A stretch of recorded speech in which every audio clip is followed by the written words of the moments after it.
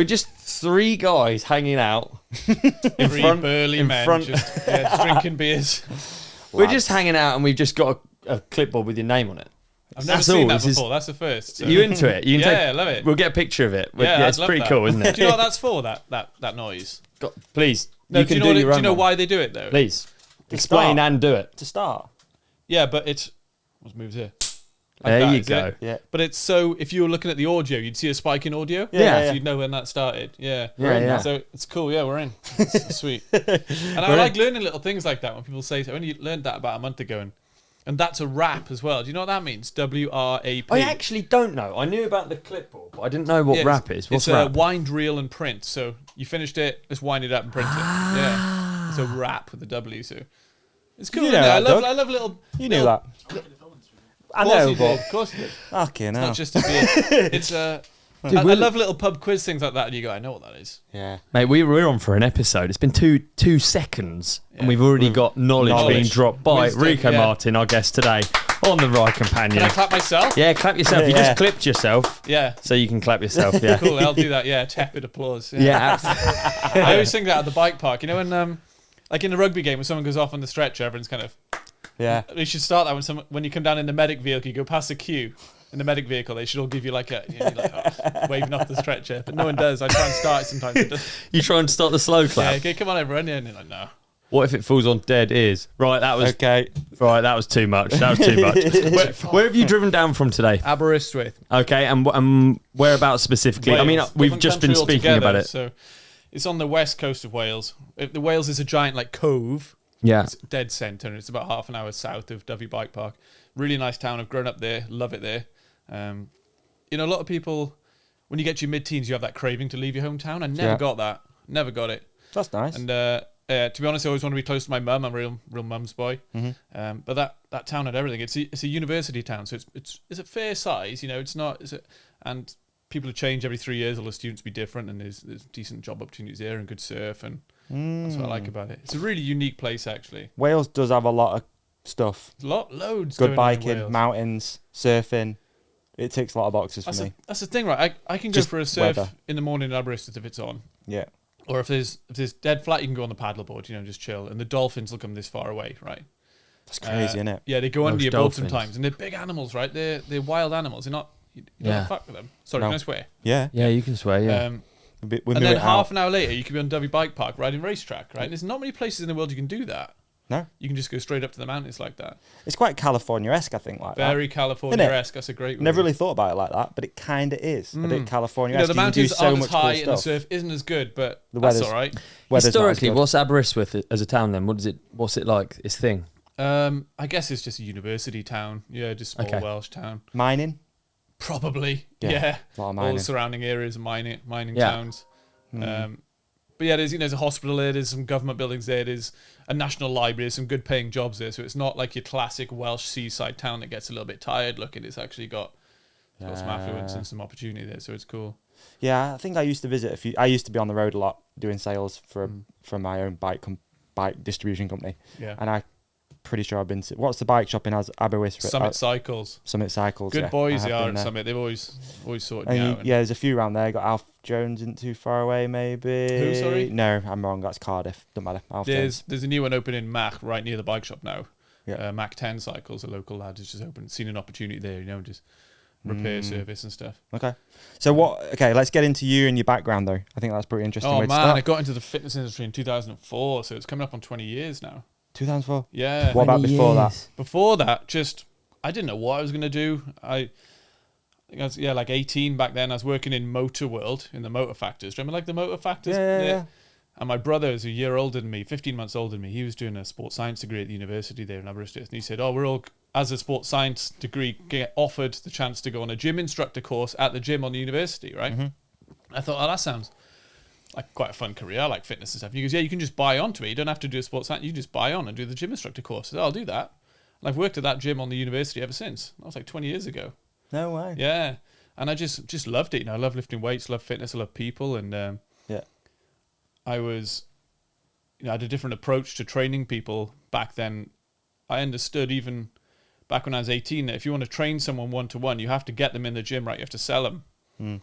So after I did my course, the bare minimum to work on the gym floor, I was doing all these courses in body language, people skills, communication, all this type of stuff, while everyone else was doing kettlebell courses, level 4 training courses, level 5. They had more qualifications than they had clients, right? And there's no money coming in. And then looking back at, we used to teach these gym inductions, which were just awful. You'd have a group of people to use the gym, they had to do a gym induction, right? Okay. So you'd walk around the gym, bore them to death for an hour. Showing them what machines Yeah, are. but that was 8 people in front of you, right? That I saw. 8 people in front of me that want to use the gym. I know how to use the gym. I need to sell them the personal training sessions that I want.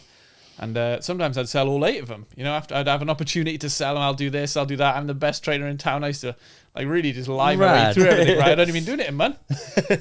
And as a result of that, I had so much experience training with people. I was training more people than the next 5 best trainers were in the gym combined every week, every month for a decade.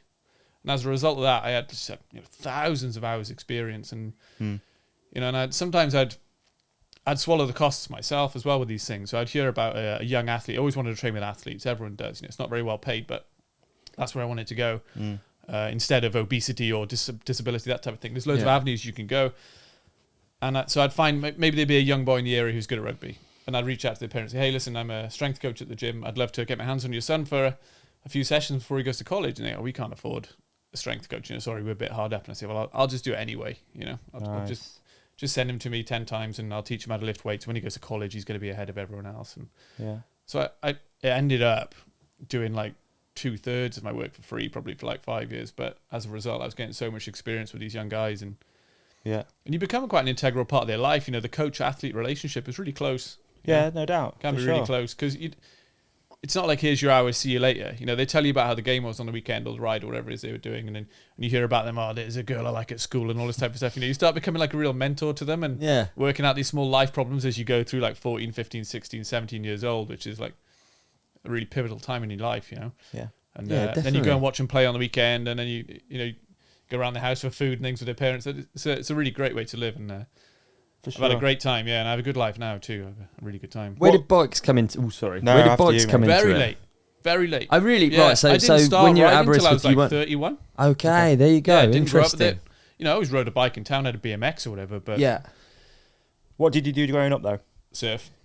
Really? Yeah. Yeah, just surfed and Because you say obviously I'm into the fitness industry and stuff. So So going back. surf and gym. I'd do everything. Played a lot of rugby in my 20s. Rugby sevens was my main thing. I was quite small, a late developer. Until I was about 19, I was 5'1", and then I kind of just kept growing from there. But 5'1". Now, how tall are you now? I'm on 6 feet now, pretty much. With shoes on. 6 feet of shoes on. I'm always wearing shoes on. I sort of didn't take them that's off. mega late, isn't it? I don't know if I've even grown since I was 19. I don't know. Yeah, really? right. There's pictures of me and my brother when we're teens, and he's 6 foot, and I'm 5 foot. And now we're both similar size. He's a bigger guy than I am, but we're the same height-ish. Yeah. I think as you get older, you do realise puberty and stuff, it's different for everyone. Yeah. But when you are that young, you just think it happens at the same time for everybody. Yeah. And I was definitely a late one at school. I remember my voice didn't break till one of the latest, and I felt smaller. I still barely shave now. Yeah. And you just always think, it just happens, and it happens for everybody at the same time. But I'm waiting for genitalia growth. Oh, yeah. For it to all kind of... It might happen really early. Yeah. Did it? Cool. Yeah. Full size from a young age. No, but it's wildly different, right? Then stopped. If you go through puberty early as a man and you want to play rugby, you're running through everyone, right? Running through them. Yeah. And I see those people. Do you remember under 15s football? Telling the ref, he's not under 15, he's got a fucking beard. Do you remember those times you can't be? And everyone's talking about this guy from another school who's it's huge. So true. Yeah. It's so true. And you see those people now in adult life, they're a regular sized dude. And you're man, everyone just caught up, they were just late. And especially we're in school year, because some of them are really late, some of them are really early. So you can just scrape in by a day, can't you? Yeah, my son will. My son is born on the 19th of July, so he'll be super young in his year, potentially 10 months younger than kids at age 12, 13. And that's a big difference then, Yeah, I know in the States, especially with their college football, NFL and stuff like that, I think the parents that want kids to be a professional time the whole pregnancy thing. And some of my friends have. I couldn't believe it. Yeah, some of my friends have timed their conception of their child, whatever. Yeah. New Year's Eve. How wild is that? Is that so? Is that they do it in the school year? What it is? Could be. They're going to be more developed than the other boys in that year, aren't they? Is that a benefit? Would you say?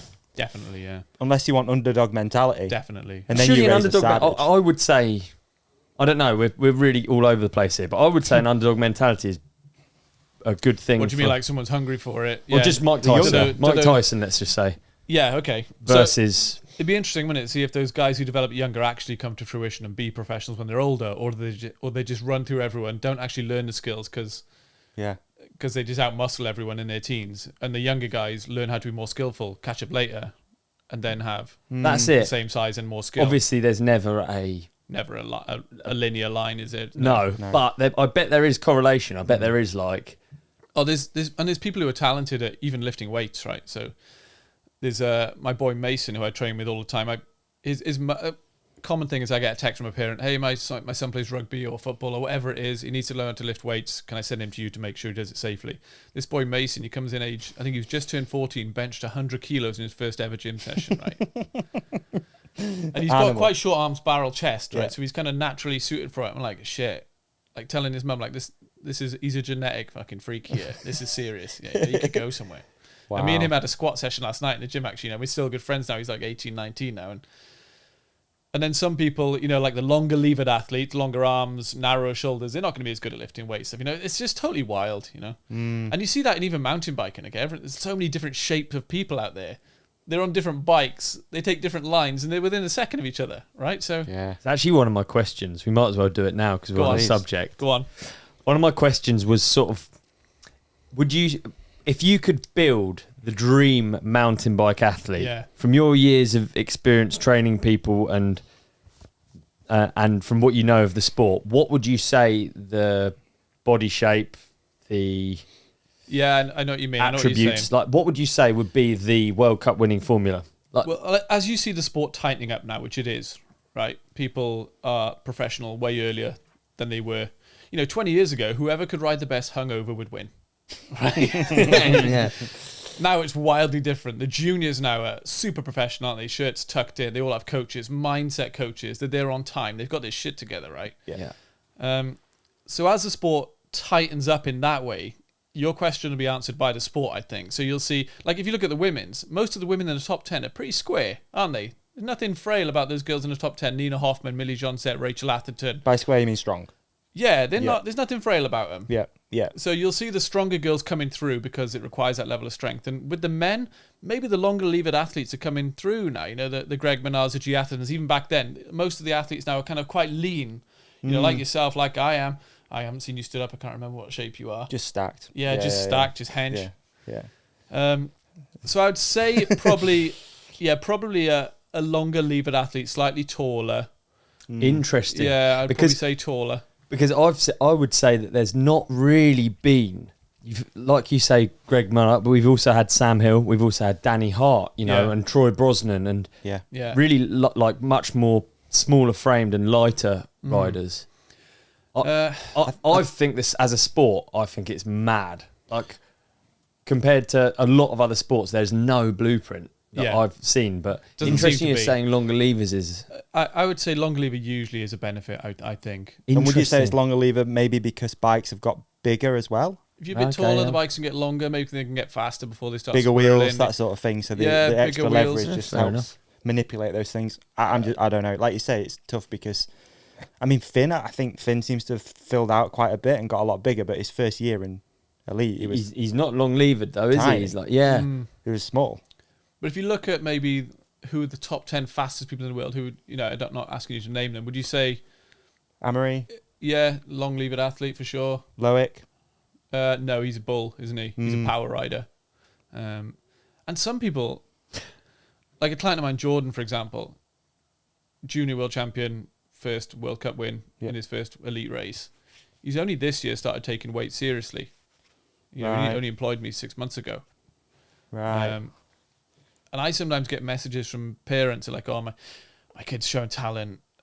We'd like him to get up to World Cup pace. And you're like, you have a conversation. You find out the kid's 8 years old. You're like, whoa, hang on a second.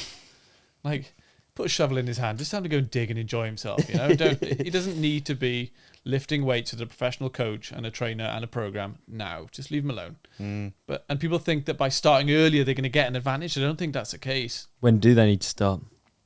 It depends. Some people might get away with not needing it, right? So there's some athletes who don't really train that hard. Bernard, probably a good example of that up until not that long ago, right? Yeah, I mean, I guess the conversation in moto is always really interesting. Like when you have to be riding at a high level from. Yeah. If you speak to most people, always there's going to be examples outside of it, but you speak to most people and it's like you can't really get into it when you're like later. 15 nowadays. No. It's not really possible. I think moto is a great one because that sport, especially in the States, seems to be way ahead because even back when I was into the moto industry and stuff, moto scene, kids were homeschooled. Even actually in the UK, they're backing it that hard from that. Yeah, like it's we're not by age 10, this kid's got some promise, right? Homeschooling, rides every day, race at the weekend, and that's just the life we live. Yeah. And I think, moto has definitely carved out a path of probably a lot of mountain bikers have followed that. I think Jackson, I don't know if Jackson was homeschooled.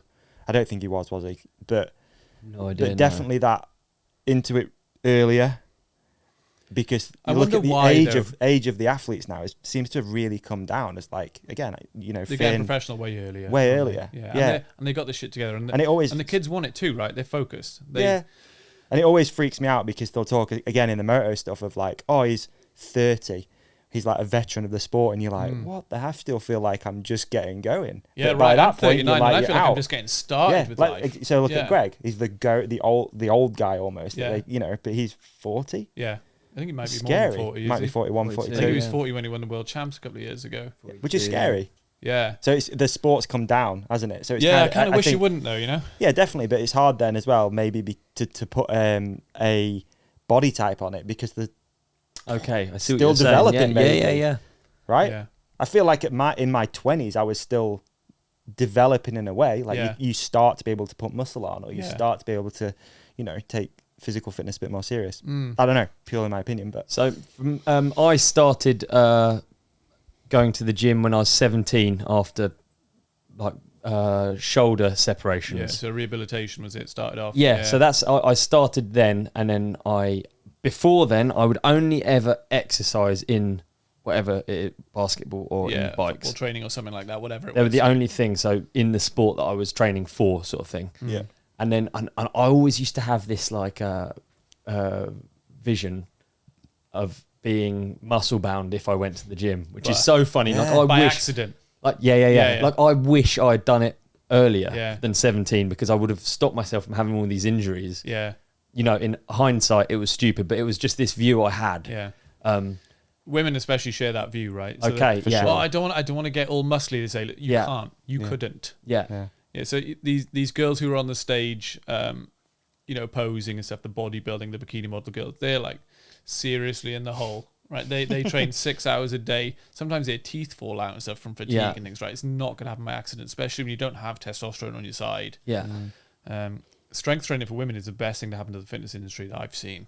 Women love it now, and we all love the leggings and stuff, right? That they're wearing there. And I prefer training women, I think. I would say that. Yeah. In general, they're more coachable. Right. They're easier. Their movement's better. And they don't have any ego. They don't care about how much weight. They don't want to do it well. Yeah. Is it a myth? Sorry to go back a little bit, but I remember when I was younger, starting to go to the gym a little bit more. A lot of the training I did when I was younger for racing and stuff was very cardio based. But there was always this idea and this thought that if you did weights too early, you'd somehow injure yourself, but you would stunt your growth. Yeah. No, that myth got blasted like 20 years ago. Good. Yeah. So what age should, let's say we got an up and coming downhill specifically we're talking about here. Yeah. Up and coming downhill racer. What age would you say you can benefit from being in the gym? Because probably 14. 14, there 14, you go. If they filled out, if there's still a young looking little boy, probably, you can always teach them technically how to lift and not add load of weight. But at that age, what you're doing is you're training to train, right? So you're not necessarily following a strength program that has an outcome. You're just going to the gym, getting your hands on the barbell, learning how to put an effective workout together, knowing how things feel the next day. Then as you go through to sort of 16, 17, then you can start training to compete. So the training they do before that, I've got clients who are like 13, 14 have come in, and we just kind of have a bit of a mess around, just like I said, get the barbell in the hands and just try things, and then a bit of athleticism stuff on the single leg, doing box jumps and that type of thing, make it a bit fun towards the end, and getting them used to that environment. Yeah, but I don't really like the fact that they're so professional so young. I think they're losing a lot of their youth, which which we guys probably didn't have back then. I didn't have any problems back then until I was 20. I didn't care about anything. I'd just be down the beach all day with my mates, and now they're worried that they're missing out. And I think it's a negative that everyone's starting so early. Yeah, and I agree with you actually in a way, because there's a lot of athletes and stuff that have come through that then feel like they've missed the childhood, and it's horrible when you hear them talk about it like that. There's almost like that little bit of, it's like braggadocious, like, oh yeah, I was killing it when I was young, I was 17, I was in the gym, I wasn't partying. But then I think they get to like 23, 24 and they're like, fucking hell, like, I missed out on so much stuff as a kid. Well, earlier than that, the dropout rate for athletes across all sports is huge. It really falls off a cliff around 16. Yeah. Moped. For obvious reasons, Drinking, girls. Yeah, girls. One of them, I think, is that you start to fight back against your parents. You might be thinking, like, do you know what? I don't want to go racing every weekend. I'm not really enjoying it. My dad is dragging me to all these things. And you see the pushy parents up there, right there. And that's one of the reasons I get brought in, I think. I talk about this stuff on Instagram, talk about life, talk about ideas, mindset. And sometimes the parents will say, I see the stuff you're talking about. I'm trying to communicate that to my son or daughter as well. They don't want to hear it from me, though. So they kind of bring someone external in with a fresh view, and I can talk to the kids about this type of thing. And sometimes they're like, I'm enjoying the race and I'm really enjoying it, but I don't think I'm going to go the whole way with it. I don't think I'm up to speed even, and and also you've got the injury rates. If you have, while you're 14, 15, 16, if you have 4 or 5 decent concussions, you're not coming back from that. While your brain is developing and you're up to 30 miles an hour, you hit a tree. There's probably going to be a count on concussions. Once you've had 6 concussions, there might be like you need to step away from this sport type of thing. And if you've racked them up while your brain's developing through that age group, then you could potentially be in trouble. You're seeing it in rugby now. Really? Yeah. Some people in their mid-40s, ex-Wales players are told that in 5 years you're going to be in a home and you're not going to recognise anyone around you. And you can see this dementia creeping in, and they're like... And that's what, CTE? Fuck. Yeah. Okay. Interesting. It's serious. Yeah. I've heard like both sides of that argument, and it's something that obviously I'm no expert in at all. But I've heard both sides of the argument. Have you about had a concussion, CTE. a proper one, where you've lost memory? Yeah. It's terrifying. Yeah. Really scary. Not many, I'll be honest. I had one not that long, 2 years ago. I had one where I can't remember the day, like anything, and like I say, it's really scary. But all I meant was, like, I've heard like not the other side of it, but especially with CTE, people talking about, most of what I listen to would be like an NFL person talking about it, and how many athletes go through it and don't have that. But there's always going to be those outliers, and there's the percentage of them that have had it is quite small. Well, American football is the amount of horrendous people that are for playing. it, isn't it? Yeah. But again, you don't know. It's like, is that them just trying to cover it up because they don't want to pay out for like the athletes after? I don't know. Probably they don't want a stigma around it. But if you look at American football, they're so padded up, right? Huge helmet, shoulder pads, everything. That's a terrible thing to do to that sport. Look at rugby, how much padding they got, gum shield, that's it. Shit. You're not going to run in with your hands by your side in a rugby game. Just head in. And in American football, they celebrate those head-on-head collisions, don't they? They're like, get him. Like, no, man. Even if you've got a helmet, your head can't change direction that quickly. You can't stop that quickly. Your brain doesn't stop. And actually, with concussions, there's 2 types of concussion you can have: a coup and a contre coup, the French words for blow. So if I had a baseball bat and I hit you here with it, right, the injury would be beneath where I hit you with that baseball bat. Okay. But if you hit something with infinite mass, something that's not going to move, a tree or the ground, right, or this wall, then the injury is on the opposite side, contre coup, the opposite blow to what you hit. Because your brain travels backwards and it kind of drags through. There's no air in there, your brain doesn't rattle about. It's kind of sucked. Okay. And those ones where you just hit something and stop, they're just terrible. Yeah. And are they doing more with it in that? I'm not really aware of the rugby stuff, but they do concussion protocol, right? Like if they see that or there's a concussion, they come out of the game. Boxing was the first sport, I believe, to do it, because if you're a professional boxer, every other year or so, I'm not quite sure of the timing, you go for a brain scan, and you have like a brain scan passport, and they can see, do you know what? Since this last 2 years, your brain has shown some degeneration in white matter, or whatever it might be. You want to think about hanging up your gloves. They don't do that in any other sport. In rugby, they have a head injury assessment. They take you straight off.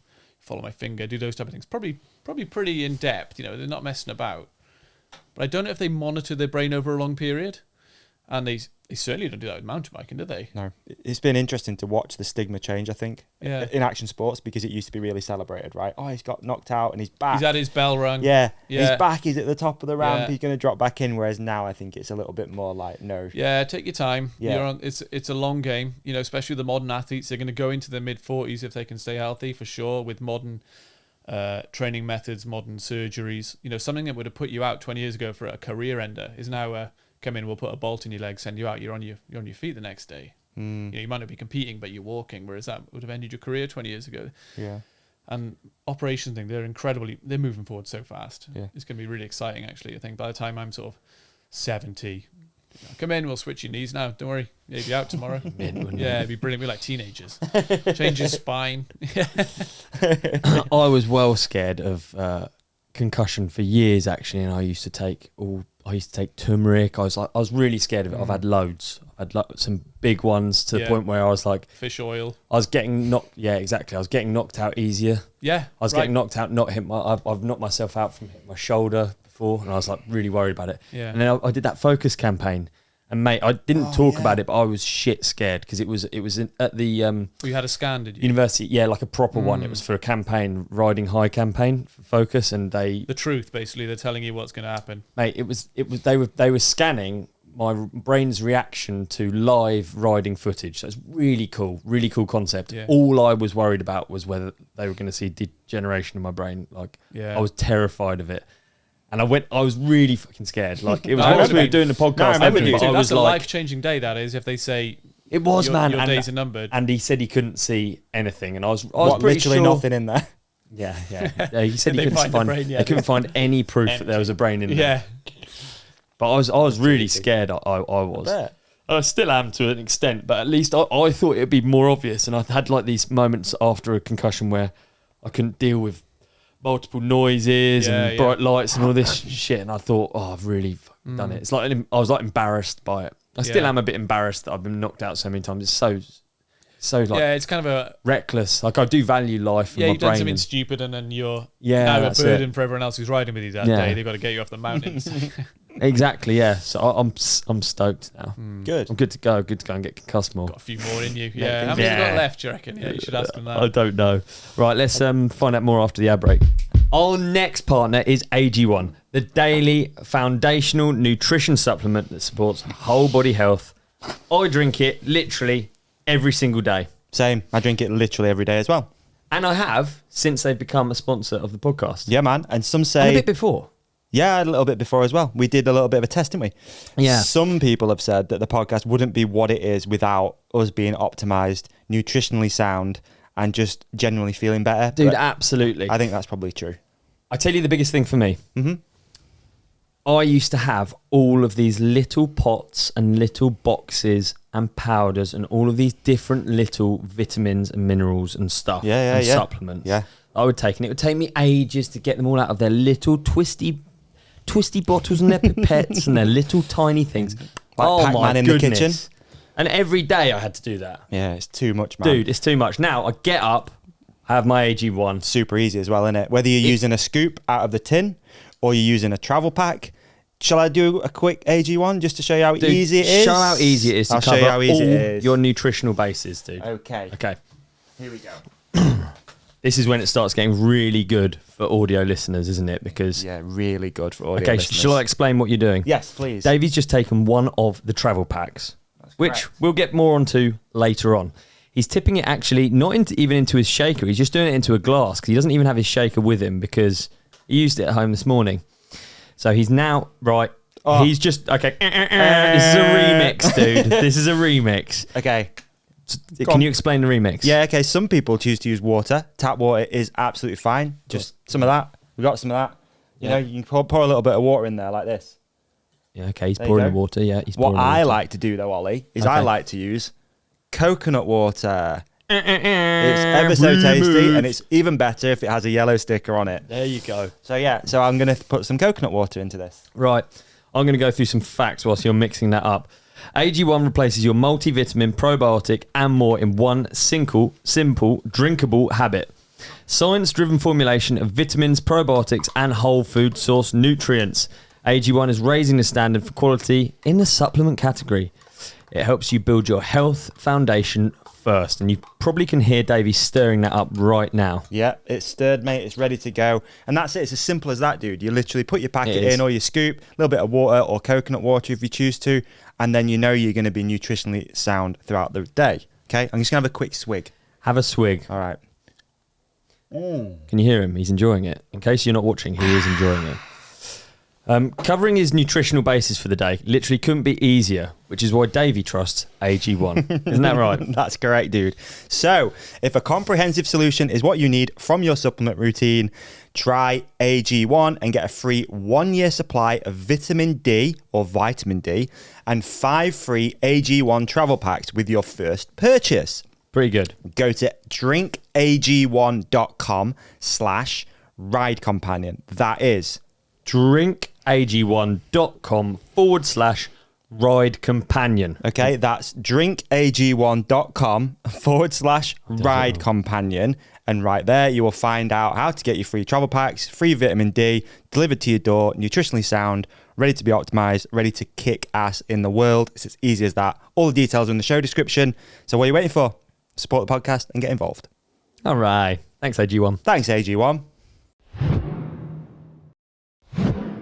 We're back. That was a good ad break, wasn't it? That's one. Yeah, I love that. Yeah, got to buy it. That's one. Right, I wanna ask you. You sort of like touched on it a tiny bit, Jordan. So what happened 6 months ago? He's approached you. Yeah. How does that work for a pro rider to work with a PT? Well, I see him at the bike park. Which bike park is this? Dovey Bike Park. I work there on the weekends. Okay, there you go. So, Dovey, and not Diffie, Divey, Dovi. Thanks for clearing it up.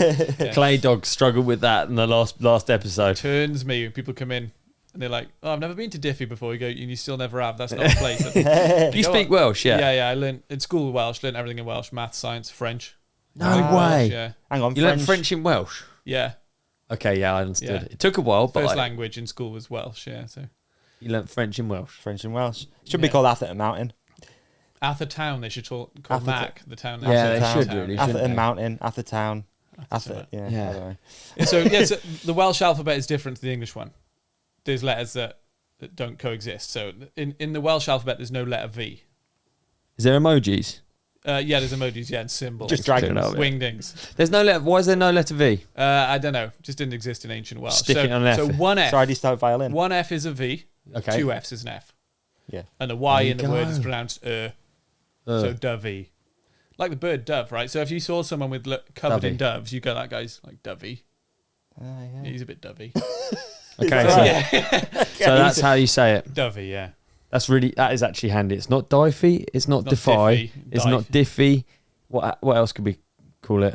You've heard all of them. Yeah, I've heard them all, Divey. yeah. It's Dovey. Thing is, there's a track there called Lovey Dovey, right? And they go, "Oh, tell me how to get to this Lovey Diffie." And I go, "Hang on a second. No, that's the first word pronounces the second word for you, right? So there's no excuse there." So Jordan, let's go back. I see him at the bike park. He messages online. He replies to my stories. I might reply that type of thing. And then we had a phone call 6 months ago. So he lifts weights with a trainer already. But this trainer is your gym floor trainer, doesn't know about mountain biking, doesn't know about periodization, which is organising a long block of training to get someone ready for a certain time. Mm-hmm. And he said, I just want to make sure I'm not doing anything wrong, because you can, right? You can train in a way that contradicts what you want. Yep.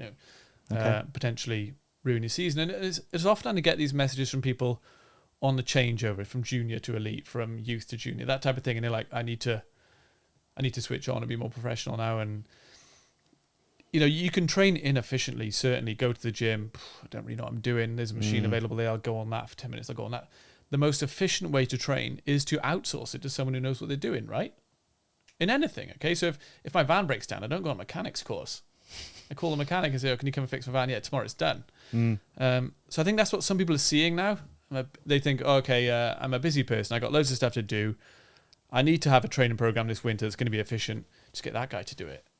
Somebody who knows what he's doing, and that's a life hack, I think. Outsourcing.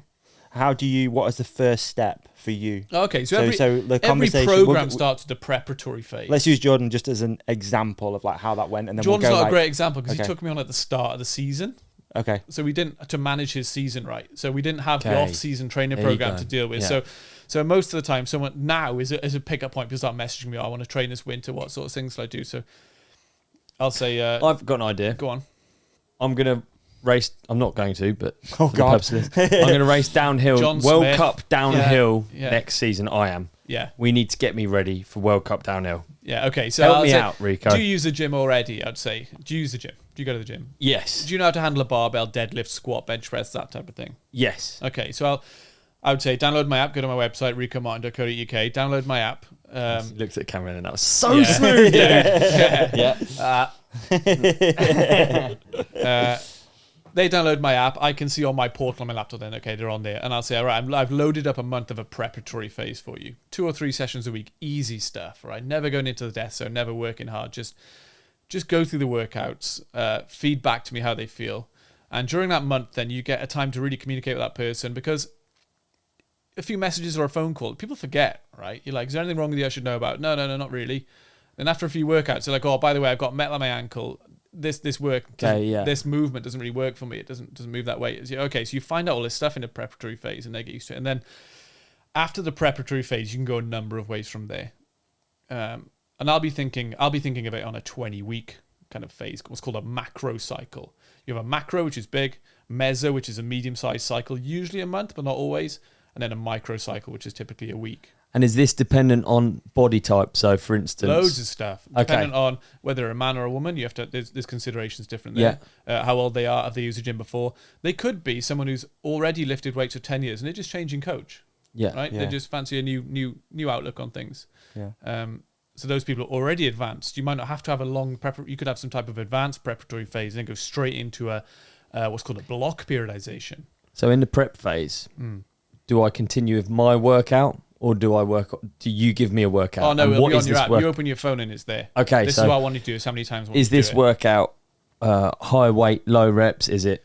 It'll be a mixture of heavy and low volume, low weights, high repetitions. So you're just testing everything out at this stage. Yeah, you're not trying just going through movements, building up some tissue tolerance. Yeah. Like say, getting to know each other a little bit and just conditioning to go into the workout. You can't just start a workout 100 miles an hour. It doesn't work like that. You're not conditioned for it. You're going to have to take days off through having like sore muscles and things, and your ultimate volume goes down.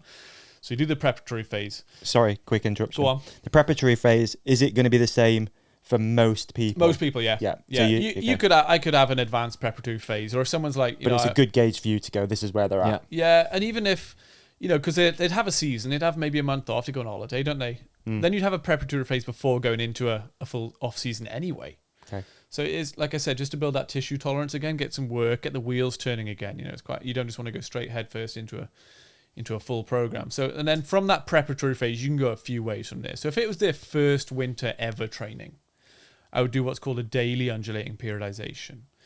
So if you look at the 3 main training styles that I like training with, it's just hypertrophy, which is building muscle, getting jacked, however you want to call it, bodybuilding, then developing strength, then developing power.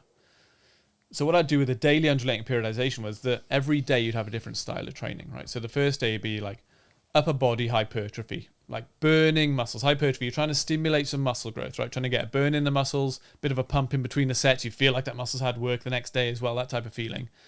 The second or third workout of that week might be strength, heavy, like squats, bench press. And then the third or fourth workout might be power, right? So you're doing about half the weight, would have worked for heavy, but you're lifting it powerfully, sharp, throwing the weights, medicine balls against the wall, that type of thing.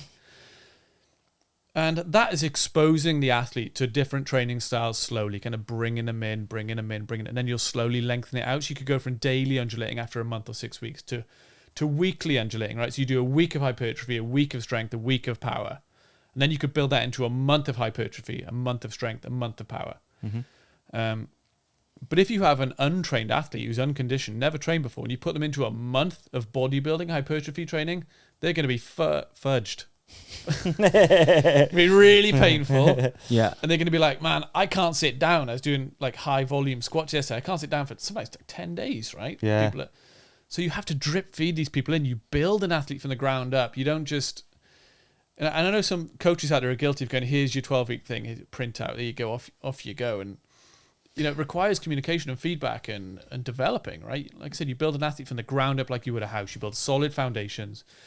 And some people see these, the top athletes, training, they're doing something quite sexy in the gym, some really off-center thing. It looks like they're mountain biking. Oh, I want to do that. I go, well, You're looking at Loic Bruni there. He's been training for 10 years. This is your second time in the gym. It's not going to work for you. It's like if you were building a house, you're buying the solar panels first. There's no point. They build the fucking house first. Yeah. So what you're saying is you'd have to work out where almost they need to improve. Yeah. So for me, we'd have to establish what it is that we're even trying to achieve, kind of thing. Yeah. So me going into this imaginary World Cup season, I'm going to do next year. We need to already establish what do we do? Do we do where I lack in? Is it where I lack? Or are you looking at where I like to focus on strength too. Okay, yeah. It's not always about just trying to find holes and patch them. Yeah. But also the way you ride, right? Yeah. Are you slick and delicate over everything, or are you powering through things, right? You might not need that much strength. It might not transfer to the bike. You might not have... So some people like I said, with Jordan and other people I get, they just don't want to do things wrong, right? And the main thing about downhill is how you handle that bike, right? If you're getting out-muscled on these World Cup tracks, let's put some muscle and you put a bit of weight on you, whatever it is, but it is different for everyone. You have to account for the individual, and like say women as well, different, probably program them slightly different to a man. If you look at women's upper body, full body strength, actually women are way lower than men. That's not a misogynist thing to say, that's what it is. If you look at some studies I've seen recently across 2,000 people, 1,000 men, 1,000 women, untrained and trained, just complete mix of people, the women on average had like 40% of the strength that the men had. Right. That's it. So imagine if you grabbed all the men from mountain biking, reduced their strength by half, it'd be a different sport for them, wouldn't it? Yeah. Very different. Yeah, for sure. So with the women, I like to push maximum strength. I like to get their upper body strength up, the lower body strength up, and the women's is slightly slower. Maybe they don't need the hard conditioning that the men have because it's not at that furious pace. It's still fast, don't get me wrong, but and of course with the women, you got the damn menstrual cycle to deal with. Some girls that hits really hard, you know? Yeah. And I don't just mean like the psychological changes, like no, it's gnarly. Jumping to conclusions and rushing into things and bringing up stuff from the past. Right? I don't mean that. I wouldn't say it. I'm not saying that. No, it's true. For some women, it hits them hard, right? So for maybe 20% of the month, they're out, right? Their body's resources are elsewhere. They're in pain. Also, physical changes like the ligaments throughout your hips and pelvis and stuff can start to slacken. Right, so heavy lifting is off the table now because you'll experience lower back pain, knee pain, that type of thing will start to creep in. Tendonitis, bursitis comes for you. Yeah. So I'm not saying I'd wildly change it for men and women, but you'd certainly expect a different result. Lever length is a thing. Like Millie Johnset's a client of mine for years. She's 3 inches shorter than I am in height. Her hip bone is 3 inches higher than mine. Right, so she's got long legs, a short body, like a grasshopper. So like a back squat doesn't really suit her, to be honest. It just doesn't look comfortable. So you always have to account for the individual, and you can have these patterns and formulas and structures that you go through, but really it's about communication. And once you get into the season, because the downhill season, especially now, is quite long, you're not aiming to peak anywhere. Do you get to a point and then peak it's is a funny maintenance? Term. Yeah, peak I don't understand it would peaking. ensue that you can't go any higher, right? I guess peak of a mountain, for example. Yeah, so what sports would there be a peak? Boxing would be a peak. Something maybe with a single event like boxing, like Olympics. Boxing. You need to be at the fittest. Something like maybe the Tour de France, right? And you can only hold a true peak for about 3 weeks, really, before fatigue starts to creep in. Because I did a post recently about performance management chart. What happens to your body through these training camps? Like a 12 or 16 or 20 week intensive training camp. You see the fitness and the strength creep up. The fatigue goes up too. You have to manage that level because opposite to fatigue is form, right? So as your fatigue goes up, your form comes down. So you could look at a performance management chart. You could see this person's the fittest they've ever been. You could see through the data you've put into this app. But their fatigue is through the roof, which means their form is rock bottom, which means they feel like hell. So you have a taper, you come off. So it can be quite intricate. And like you said, through the season, you need to bring him up. Yep. Sometimes it's a month, right? Yeah, it's massive gaps. You can bring him down and come back up again. Interesting. Give him a week off, give him 10 days off, come back up.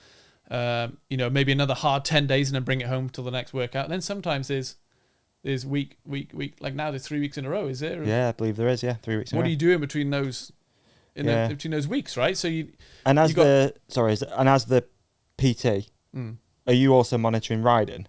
Are you saying like, okay, maybe we're going to do X workout today, or you're going to do X workout today? Maybe lay off riding, because it's weird, isn't it? Because I guess riding is the thing. That's the job. Yeah, I always prioritize riding. Yeah.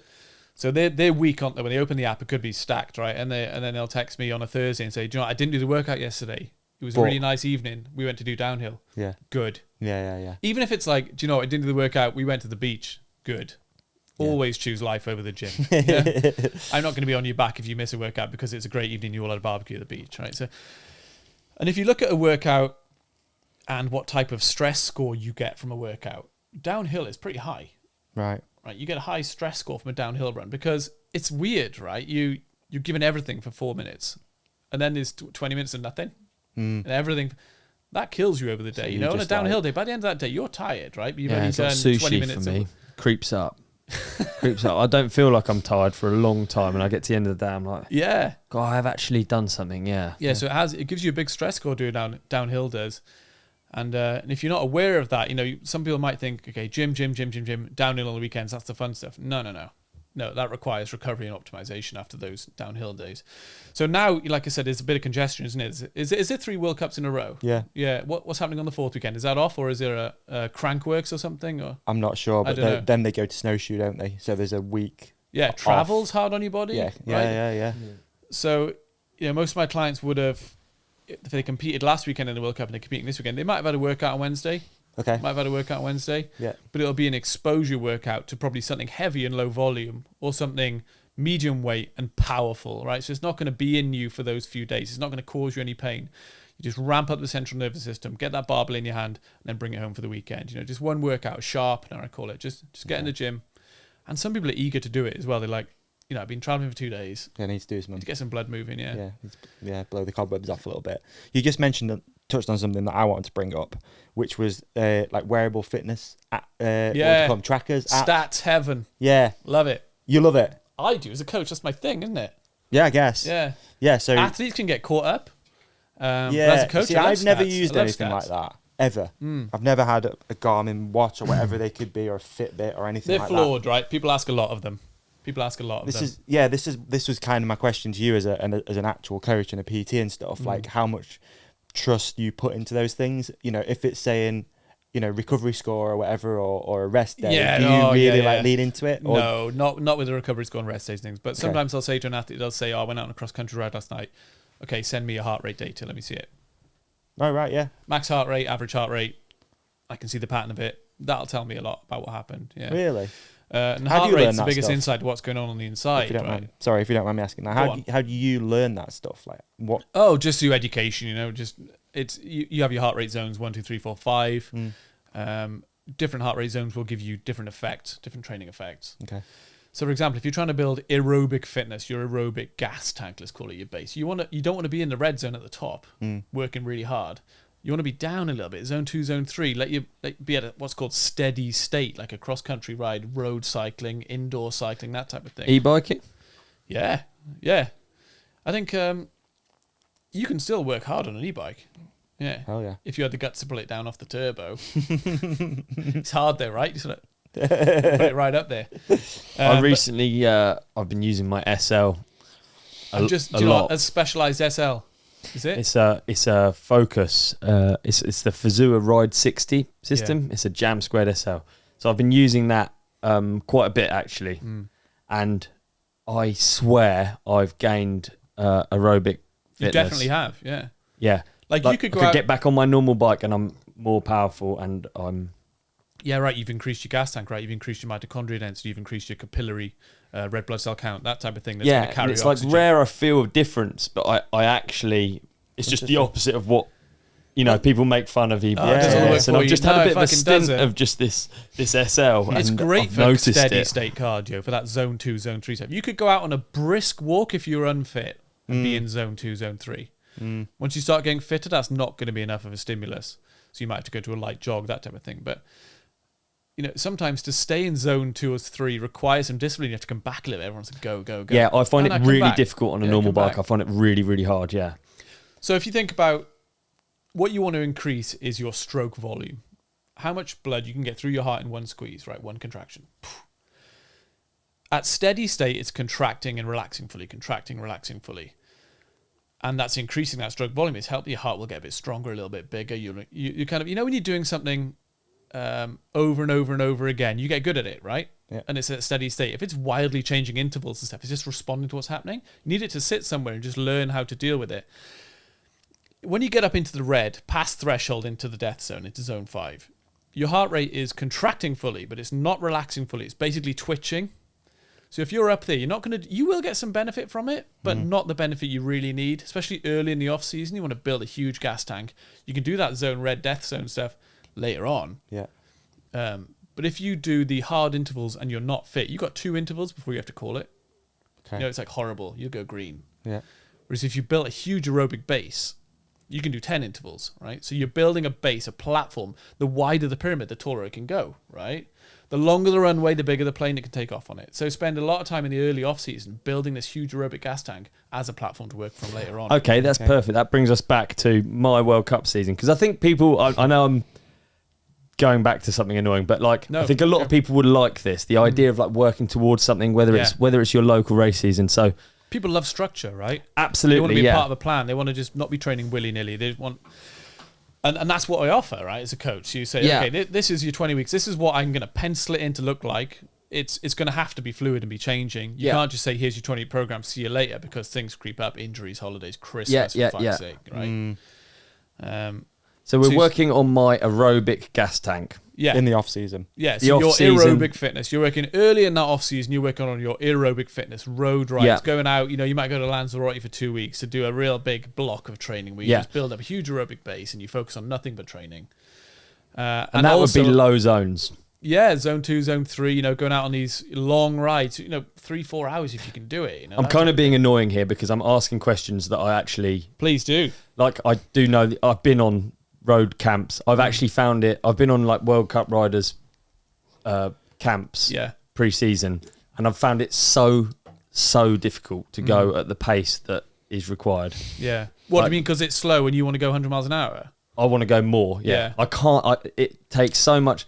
What I think people would find that interesting. Yeah, because if you were educated as to why, then it would help you understand, wouldn't it? Absolutely. Go, okay, I see. I'm there just to ride. I'm not working towards a season.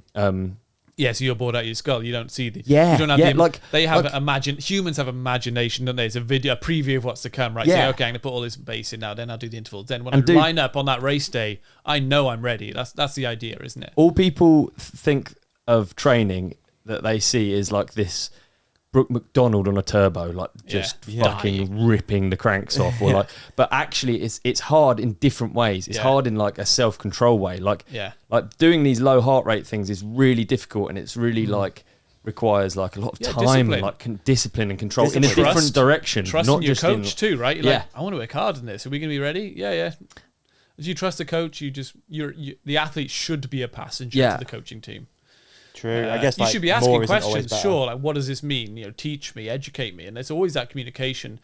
Instead of this is what I say we're doing, this is what we're doing. It should be this is why we're doing it. Here's a whiteboard. Here's why. These are the adaptations that are going to take place. So it's always education and communication, I think. So the next phase. So early in that off season, right? Let's start again. Sorry. Okay, so you might be building some muscle. You might be building aerobic base. Yeah. Then you might be building some strength and going into some anaerobic training. Strength and aerobic training, the anaerobic base stuff and heavy strength training, conflict with each other somewhat. They don't go. You'll be confusing your body as to how you want it to adapt. And it'll probably go with the biggest stimulus, which would be the hours of road riding, as opposed to building strength. But hypertrophy and aerobic training go quite well together. So you might move into a phase 2 there, where you're doing some heavy stuff and you're doing some anaerobic stuff, right? Intervals between kind of 1 and 6 minutes. Awful stuff. And they complement each other. Okay, and this is a period where rest might be quite important. Yeah, but the training stimulus, some people prefer the heavy stuff. I do. I way prefer lifting heavy. It doesn't stay with me for 2 days after. Because when you're lifting, if you're lifting something really heavy 1, 2, 3 times, you don't run out of energy. You run out of force. Right? Yeah. So on a bench press, for example, if I said, give me your best on a triple, we'll work up to it and we'll go for 3 reps of your best, right? Call it 80 kilos. But if I say to you, put 40 kilos on, do it 40 times, it's going to hurt you, right? Yeah. It's way more stressful, more stressful. So the strength stuff can have less of a recovery and optimization effect. You have to get the volume right so your strength is moving forward. And then in concert with the the horrible anaerobic intervals. You know, some people line up and they open their app and oh shit, you know, it's 8 2-minute intervals with 2-minute recovery. It's not nice. You know, the full gas. And then after that strength, you might go into power, right? So you're looking for new power at the end. Before you go to the season, you want new power. So you need new strength because that's the platform which power is developed. For strength, you need muscle. So you backtrack, you know, you reverse engineer it. So you go build some muscle, build some strength, build some power. Alongside the power will be your sport-specific endurance. Ideally, as you're coming through that off-season, coming towards the season, you're on the downhill bike. Yeah. That's as specific as you can get it, right? So if you're riding 2 or 3 times a week, you don't need to replicate that in the gym. If you're riding only once or twice a week, maybe you could throw in a session or 2 there on the watt bike, you know, trying to simulate that type of time that you might be on the downhill bike, that type of thing. But really, downhill bike time is what you need to be doing, you know. And coming up to that season, the athletes are so busy anyway. You know, they're going on a Fox testing camp, right? They're training suspension, and then they're going on this camp, and then they're going to do 10 days riding in southern Spain. And the workouts, the power workouts, will be probably 60% of what you can move for a 1 rep max in the strength zone before. So it won't be that heavy, but you're trying to move it quickly. And that's your goal for that session. Right. Got a barbell in your hand on the bench press. Everyone knows bench press, right? So I use it, and so you bring it down to your chest, and then and you're driving as hard as you can. It's going to move fast, and you're trying to move it even faster every time. Full intent. And full intent is a word I say 10,000 times a week. Full intent, full intent, full intent. Not autopilot. Move it as fast as you can. Even if you're giving it full intent, it's not moving any quicker than the rep before. It still gives you a better power, a yield in power, because the nervous system matters, right? Yeah. You're trying to spark a response in the nervous system. I've got a potentially stupid question. Please. I think you might have answered it already, but maybe we haven't. So with like bodybuilding training, you're constantly trying to improve. You're constantly trying to add more weight, add another rep. It's called progression overload. Progression overload. With the style of training that we're talking about now, with Ollie doing the downhill race, do you find a point and that's where you stop? Or does it always... Because what I'm trying to get at is like, do you run the risk of building too much muscle? Yeah, I know where you're going, and the word is deload, right? So I'm just okay, hard yeah. to So you it. look at an athlete. You're limited to how much time you have in the off season. You've got 20 weeks probably. You're not going to be able to build a huge amount of muscle in that time. Yeah. So you're always limited. So you'll develop winter on winter. It's not like 20 weeks you're going to be huge and powerful. You might be able to gain 10% over that winter. Next winter another 5%. Next winter another 5%. That type of thing. I'm not really worried about people putting on too much muscle. Okay. It's not really something that worries me in that shorter time frame. Yeah. And even if they do, if they start to get slightly bulky, they're in the gym 6 days a week, they're loving it. And you have to tell them, come back a little bit. When they're not training hypertrophy, they've gone to strength, some of that muscle might leave them slightly. Okay. Some of the unnecessary muscle. Yeah. Right. So you're trying to build muscle in hypertrophy, build biceps, back, shoulders, chest, whatever it might be. Then the compound lift in that strength phase, make sure that muscles communicate with each other to create a movement. So sometimes the muscles you don't use can kind of die down a little bit. Because if you don't use it, you lose it, right? So, yeah. But the strength stuff is my favorite stuff. How much weight can you put on that bar now? Can you move it? And if you get the volume right, the idea is that someone's light and strong, right? And that requires some pretty in-depth kind of planning. Okay. Which is where I think people worry, if I just do this type of training all winter, am I going to be bulky and inefficient? And that certainly is a risk. You know, if you're just doing bodybuilding for the whole off season, when you get onto the bike, you're probably not going to be that strong. And if you haven't been doing those compound lifts, because if you think about lifting something heavy, can you explain a compound lift to our listeners? It's a lift that requires multiple muscle groups working together. Bench press is one, deadlift is one. So an isolation exercise, which is the opposite of would be a bicep curl. Okay. Trying to work that muscle on its own. That's what you might be doing in hypertrophy. You might be doing that style of thing, right? Trying to build pecs, trying to build arms. But then a barbell row where you're bent over pulling the bar to you, that's working your biceps, also working your back, also working your forearms. So a compound lift is working multiple joints, multiple muscle groups together, and heavy. Yeah. So imagine which are like the three main powerlifting things, right? So like deadlift, squat, bench. Those are the powerlifting exercises. Yeah, that's right. Powerlifting. So if you were competing in powerlifting, you do each one of those as heavy as you could. Your score would be what you could lift on each of them. 100 kilo bench, 100 deadlift, 100 squat. Your score is 300. Yeah. And Olympic lifting is snatch and clean that you might see in Olympics, they're kind of throwing it hard. But if you think of the communication, like this table in front of us, right? Imagine we were three separate muscles. If that table didn't weigh much, I could probably do it on my own. If it weighed a lot, if that table weighed 150 kilos, the three of us would have to lift it. But also, before we lifted it, we go, you ready? Do you know what I mean? You communicate, and your muscles do that when it's heavy.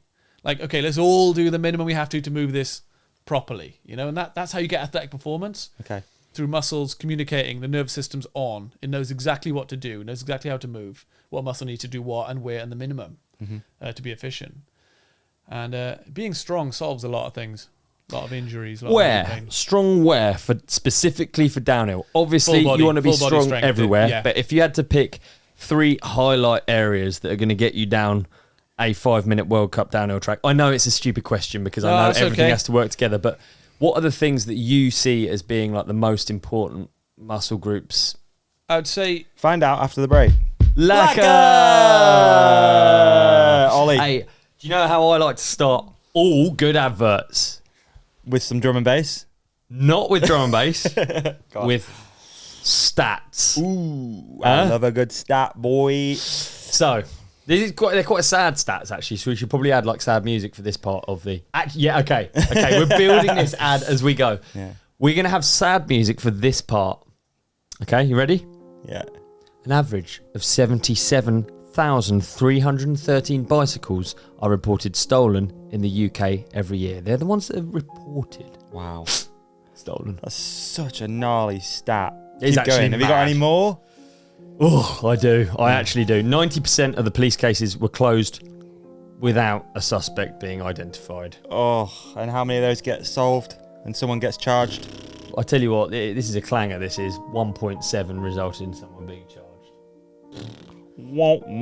Can we switch to happy music now because you're about to mention something that makes it happy? Hey. Right, we want to help you. Don't be a statistic. Don't be the 77,330. 304.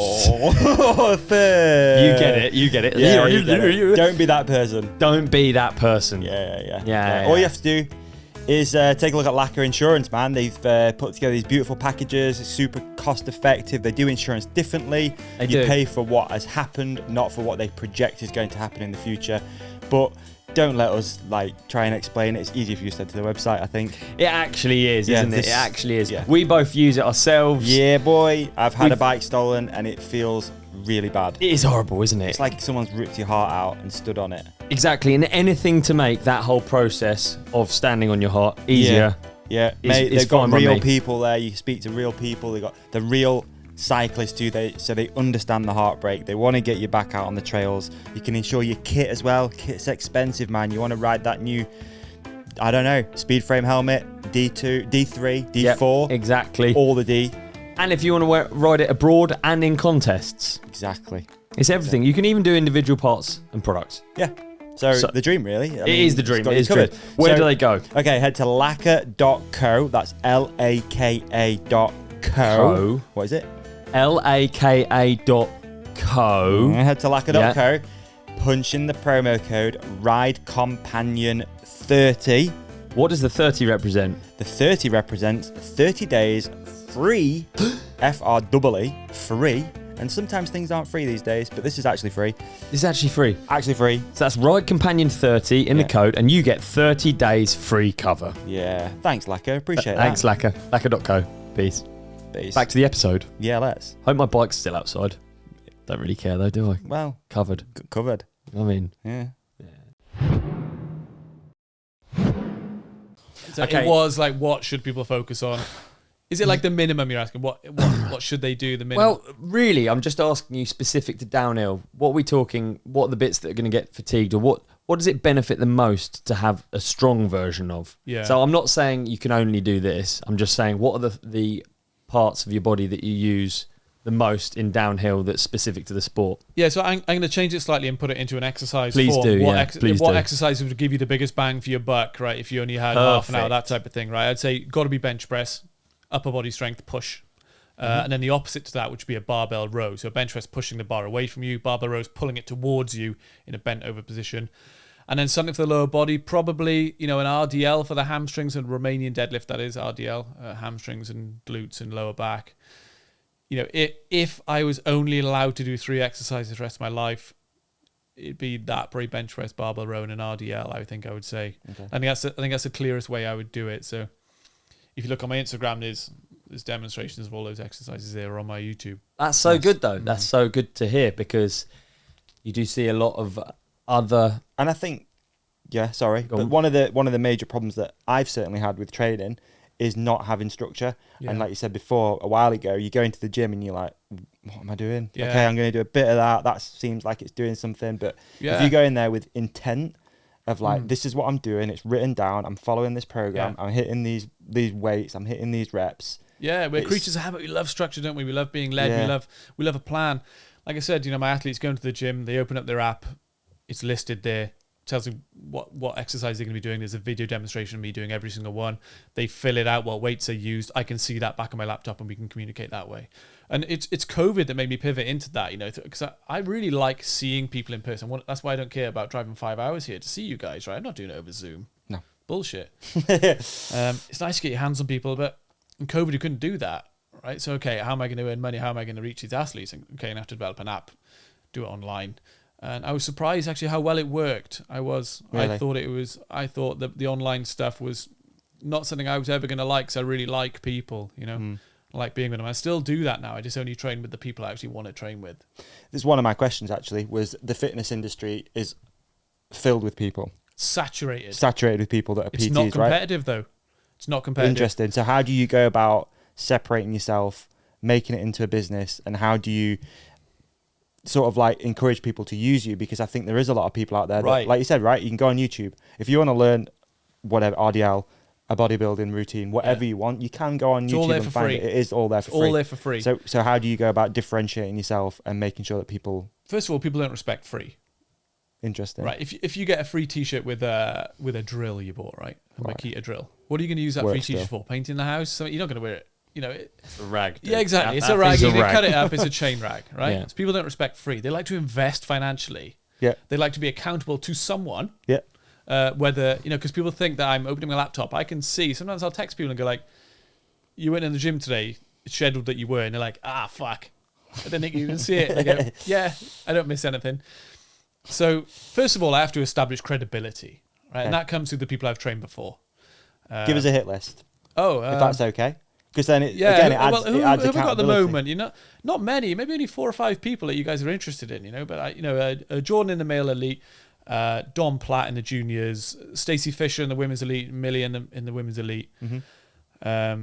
There's some other athletes too, right? Action sports. Yeah, right. Elvin Evans, rally driver in the WRC. And that's interesting because you need him to be light because they don't want the car to be heavy, right? Yeah. But strong because he's thrown around like hell in a bucket seat. It's seriously physical rallying is. Wow. Also a guy, Brad Freeman, who's an 8-time world champion in Moto Enduro. And the funny thing is, like, Brad Freeman was my first client in Moto Enduro, right? And he's like one of the greatest of all time. Yeah. And Elvin's my first client in rally. Like, how do I get these people? I don't know. My charisma gets me to the door and then I have to walk the walk, right? So I have people across multiple sports. And what was the question anyway? Where Can't remember. This? What was it? Just who do you drop train? Loads of names, dude. You dropped some good ones there. Yeah, I was training with G a couple of years ago. How does it vary between sports? I was just thinking about Moto Enduro. To me, Moto Enduro has got to be one of the most demanding physical things. Can do. Yeah, when you look at the heart rate data of a race, it's absolutely insane. It shouldn't be able to. I love anything moto because you watch how they ride is like the better someone gets, the more sparing they are with their movements and like the energy more conservation. They sit down for longer. You can't redline the human body for that long, right? No. So you have to get efficient. You can't. It doesn't work like that, right? Enduro is an enduro for the man and the machine, right? The bike's got to handle it. There was a Nike 6.0 commercial or something. Before that, so Dungy and Stu were on Nike 6.0. Yeah. And before then, it didn't really have this sort of view as being elite. I don't think moto endurance, a motocross bike, it's petrol, internal combustion engine pushing you forward. And then they did like a heart rate thing. We'd have to ask Jace what it is. Yeah. But Dungey's heart rate was like comparable to Lance's at the time. You know, it was not far off his resting heart rate. Yeah, they're seriously in shape guys. Yeah. And I think it then switched people's perception, even my own. You know, I think of Lance as elite, and I think of Dungey as like he does whips. You know, all right, he's going to be strong, he's going to be good, but it's not. We're not talking the same sort of athlete. No. But that was like a turning point. Every sport, though, the very elite level of any sport now is taking their strength and conditioning seriously. Darts. Yeah. Maybe. I don't know. It might be. They'll probably have a physio. They'll probably have a physio for, I bet they have repetitive strain. Yeah. But maybe darts players won't be the obese-looking guys they were 10 years ago. You know, maybe they are starting to take it more seriously now, because I think it's because when money gets involved, they start to get cutthroat. You know, and I tell some of the young athletes I train too, like, you race hard, you be professional also, right? You turn up on time, your kit should look clean, you should stand up straight, carry yourself well, you know, those things really matter. And I did a post about it last year. I said, take things seriously, how you interact with people. Like I said, a good handshake, a good smile, how your communication skills, because those things are going to matter, because you don't know, right? If you're a junior, you could be in front of a selection committee that you don't know about, right? They've got you and 4 other athletes thinking, we'll have one of these for our team. And all those things I just mentioned are going to matter. Yeah. They'll be like, right, these guys are shit hot. Have you met that other guy, though? Seriously professional kid. Really got his shit together. Yeah, we can develop him, you know? Or we go, this guy's fast, but he's a buffoon. Do you want to travel the world for 150 days a year with this guy? You know, these things really matter. They do. And I think we've seen that in team selection and stuff, again, especially in the moto stuff. Yeah. A lot of teams will pick up a kid that's maybe not winning everything, but you can see he's got determination, heart. Yeah, they can develop an athlete from that person. They can nurture. He's got the core skills of a professional, right? Yeah. And, you know, the days of kind of smoking weed in the car park before you race run are gone, you know? So when money gets involved, people want results. They want answers. They want bike sales. They want, it's serious. Yeah, I think you've done a good job of answering that there about like why you would take on a coach, because I think a lot of people, gym membership's pretty expensive as well and stuff. And by the time you put that whole package together with nutrition and everything, it's like you're spending quite a lot of money on. Unfortunately, that it's expensive. I think. Yeah. I think if you're really hard up financially, I don't know if I see a way through your teens to a professional outfit in anything these days. You go to a national event, motorhome, 2 carbon bikes, set of wheels, spare. They're there for the weekend, which is hundreds of pounds anyway. The entry fees, it's really, really difficult. Now all these riders got their own strength coaches, their own mindset coaches starting to come in now. Yeah, it's expensive, and there's never been a harder time to make money in sport. Right, you're not getting that money back.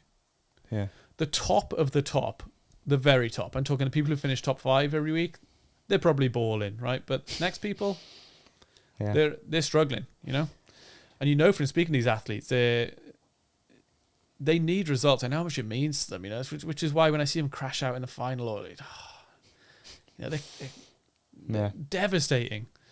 And downhill especially is brutal. You can spend all weekend, travel to Scotland, travel to the Alps, whatever it might be, walking up and down the track, taking photos. What line are you taking? What line are you taking? How am I going to set up? Puncture in your race run. All weekend's ruined. And then it rains and you're just like... No. Yeah, exactly. Like last weekend, the top 10 come through and it's pissing down. Yeah, it's tough. It's tough to watch sometimes, for sure. Brutal. And if you can't handle those swings, maybe being a professional athlete isn't for you. And some people can't, right? Some people are super fast as they come through as kids. You get to the adults, they flop. Their talent takes them further than their character can hold. And... Like I said, it's not for everyone. So on that note, how do you make training sort of sustainable? Because I think with training, I always think it's easy to just get into it, see quick results, newbie gains. It's so exciting. The honeymoon period is so exciting. How would you work with someone and make it so it doesn't become a grind? Because certainly that excitement wavers and it does become just a grind, right? Training. The answer to your question is sometimes it is a grind. There's no. If they're professionals, they just see it as part of their job. I think it's about trying to enjoy that grind, right? I think if you look at a bodybuilding or something like that, that is the fun of it, isn't it? I mean, but like I said before, they've got imagination. These people, they know if they don't put a good winter in, they're not going to perform. So as a trainer, do you mix stuff up? Like, what do you do to like make it? Some people love the gym, some people hate it. Yeah. The people who love the gym, you can send them in there a little bit longer, an extra session here or there. Some people despise it, and then what you do is you program the minimum effective volume for them. Yeah. Okay. Like your question was earlier, what's the minimum they can do in the gym to get the biggest return? And your whole off season is based around that. Yeah. So it'll be, half an hour sessions, do this exercise. Maybe microdosing sessions go every day, but for half an hour rather than 3 times a week. That's the way I prefer to do it. Is it? Yeah. High frequency, going all the time, but doing less when you're there, but doing it better. Okay. But not everyone can get to the gym every day. Some people have a home gym in their house. A lot of these athletes now have a small setup, a barbell set and things in the house. So you can go every day for half an hour. So the quality of their work is higher, and they're more frequent. And then if they go riding and they miss a session, they've only missed 15% of their week. Whereas if it's 3 big workouts and they miss one of those, that's a third of their week they've missed. How do you do it? You've got a setup. You've got a gym, right?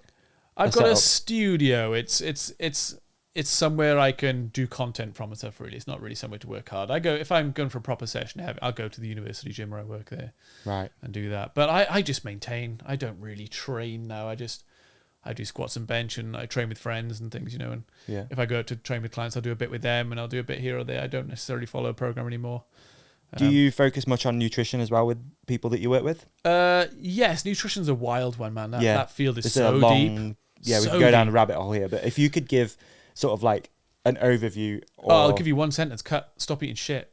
Yeah, beautiful. That works for 99% of people. Stop eating stuff you shouldn't be eating. Yeah. And you're probably going to be good.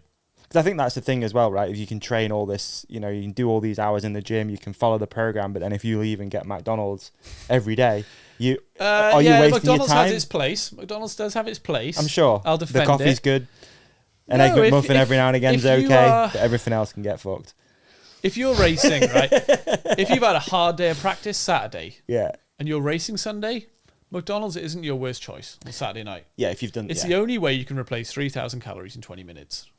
If you're eating salad and croutons and some chicken, you're not going to have any energy tomorrow. Yeah. So it has its place. It's not to be had every day. Personally, I eat a lot of red meat and avocado. Pretty much that's my diet. Like I haven't eaten today, for example. I haven't eaten anything today. And it's 5 o'clock.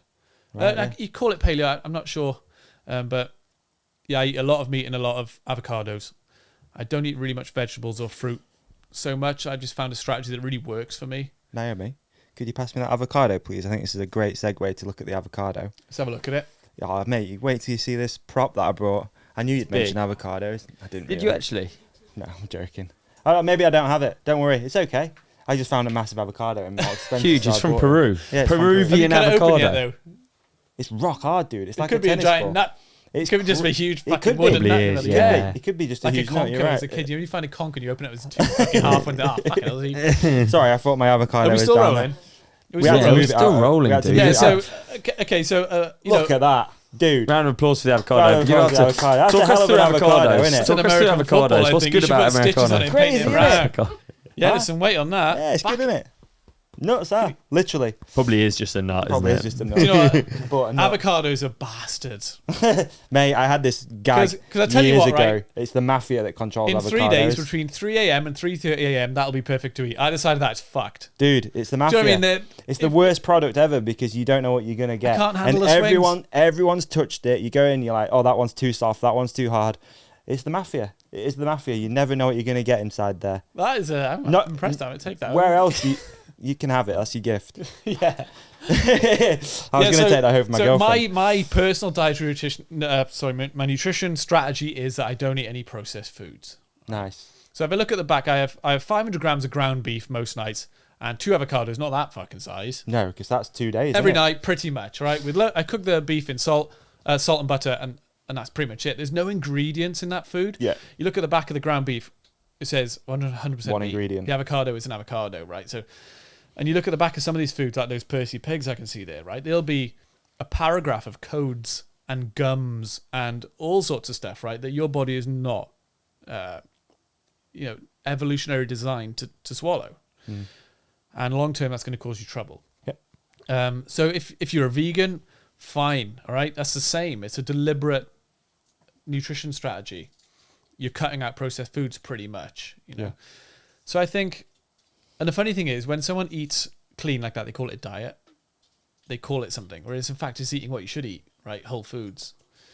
But nutrition side of things, it's the best I've ever felt is when I did that. I did, again, it's labeling things, right? But like I did keto, like really heavy. I was like fully into the movement. Super low carb, right? Super low carb, and I really stuck to it. I was kind of measuring ketones a little bit. Yeah. It's the best I've ever felt in my life. Same. To this day. I've never felt that good. I got ripped. Yeah. Like, I was strong. I was going out running and riding loads. Yeah, I'd go out riding with an avocado and some nuts. It was crazy. But then my girlfriend's vegan, so I pretty much my girlfriend's vegetarian. Yeah, so I pretty much have to follow that because we live together, and it's like hard to be making two meals all the time. It's really difficult. So yeah, I don't know, man. But that's the best I've ever felt. It's just I feel pretty good now, but that's definitely evolutionary. Knee pains and stuff, they all go away. Yeah, when I cut out the cheap carbohydrates, all my knee pains go away. Yeah. All my ankle pain. I've broken both my legs twice playing rugby. Little wrist breaks from skating, and I have no pain whatsoever. If I have a day now, if I go if I go away somewhere, you're having some donuts and some ice cream, my knees start aching and things straight away. My body gets inflamed. So I look at longevity now for myself. I want to be snowboarding and riding for the rest of my life, surfing, and that's the lens I look through everything now. Yeah. Can I sustain this for a long period of time? What's it going to do for me when I'm 60, 70? And I'm tired of the argument that meat causes cancer. The evidence towards that is really weak, weak, especially with red meat, and that's kind of sometimes a vegetarian or vegan argument. So a lot of these studies, they categorize people as eating meat or not, right? And they'll say if you eat meat, you're more likely to get bowel cancer, heart disease. Now, don't look at the quality, though, do they? I eat meat. And what's with the meat? So does the taxi driver down the road that eats McDonald's every day. His teeth look like fucking sand dunes, right? And he's overweight. He eats meat too. Me and him are in the same category, according to that study. Yeah. Well, it's what goes with the meat. He's eating all the processed foods, the chips. Yeah. But according to all these studies, he eats meat and this person doesn't. And the person who doesn't is healthier because the person has a deliberate strategy. They don't eat meat, and there's a healthy user bias where that person is. If you've got a deliberate eating strategy, you're probably more likely to worry about health in other ways too. Keep your cardio fitness up and that type of thing. And for sure. And long-term health is something I really. Do you know what I'm going to bring up? I see liquid death on your can there. I'm not talking about booze. I'm talking about vaping. Vapists. Yeah. Yeah, it's a rough one, that is. I don't quite get it, if I'm honest with you. I don't get it at all. I see groups of these teenagers now, they're vaping. They wouldn't have smoked, but they're vaping. Nicotine can have some benefits, though, right? That's right, yeah. So what? Cognitive benefits, for sure. Yeah, but vapes, I feel like it's the Wild West. I feel like we don't quite know what's going on. Probably healthier than smoking, right? I'll give it that. No doubt, yeah. But I wouldn't be surprised. Water vapor, I don't know. I swear, it's probably still not as bad as what's going to come out about mobile phones. You know what I mean? No, I'll disagree with that. How that impacts how much people look at their mobile phones versus how much they're vaping. Just also doing jumps and hurtling down hills on bikes isn't that good for you either. Really? No, of course not. It can be, but of course not. But the oxygen distribution through your lungs to every cell in your body, filtering that with something from China, it's some type of chemical that smells like Black Forest Gatto. Yeah. Do you mean that is? True, man. I think anything like that, you just need to. I think opt away from because it seems to be the safest bet. And it's going to be banned. It's bound to be. Yeah. People talk about They've banned it in America. Have you seen? They've banned the sale of flavored tobacco in the States. Have they? Yeah. Is flavored tobacco the same as vape? I don't know. I'm too stupid. So I know they were talking about with snus, like all of the mango and the limes, and that's all done. Now it's tobacco. But is that because it's super addictive, or is it because there's health things? Like there's two different. Yeah.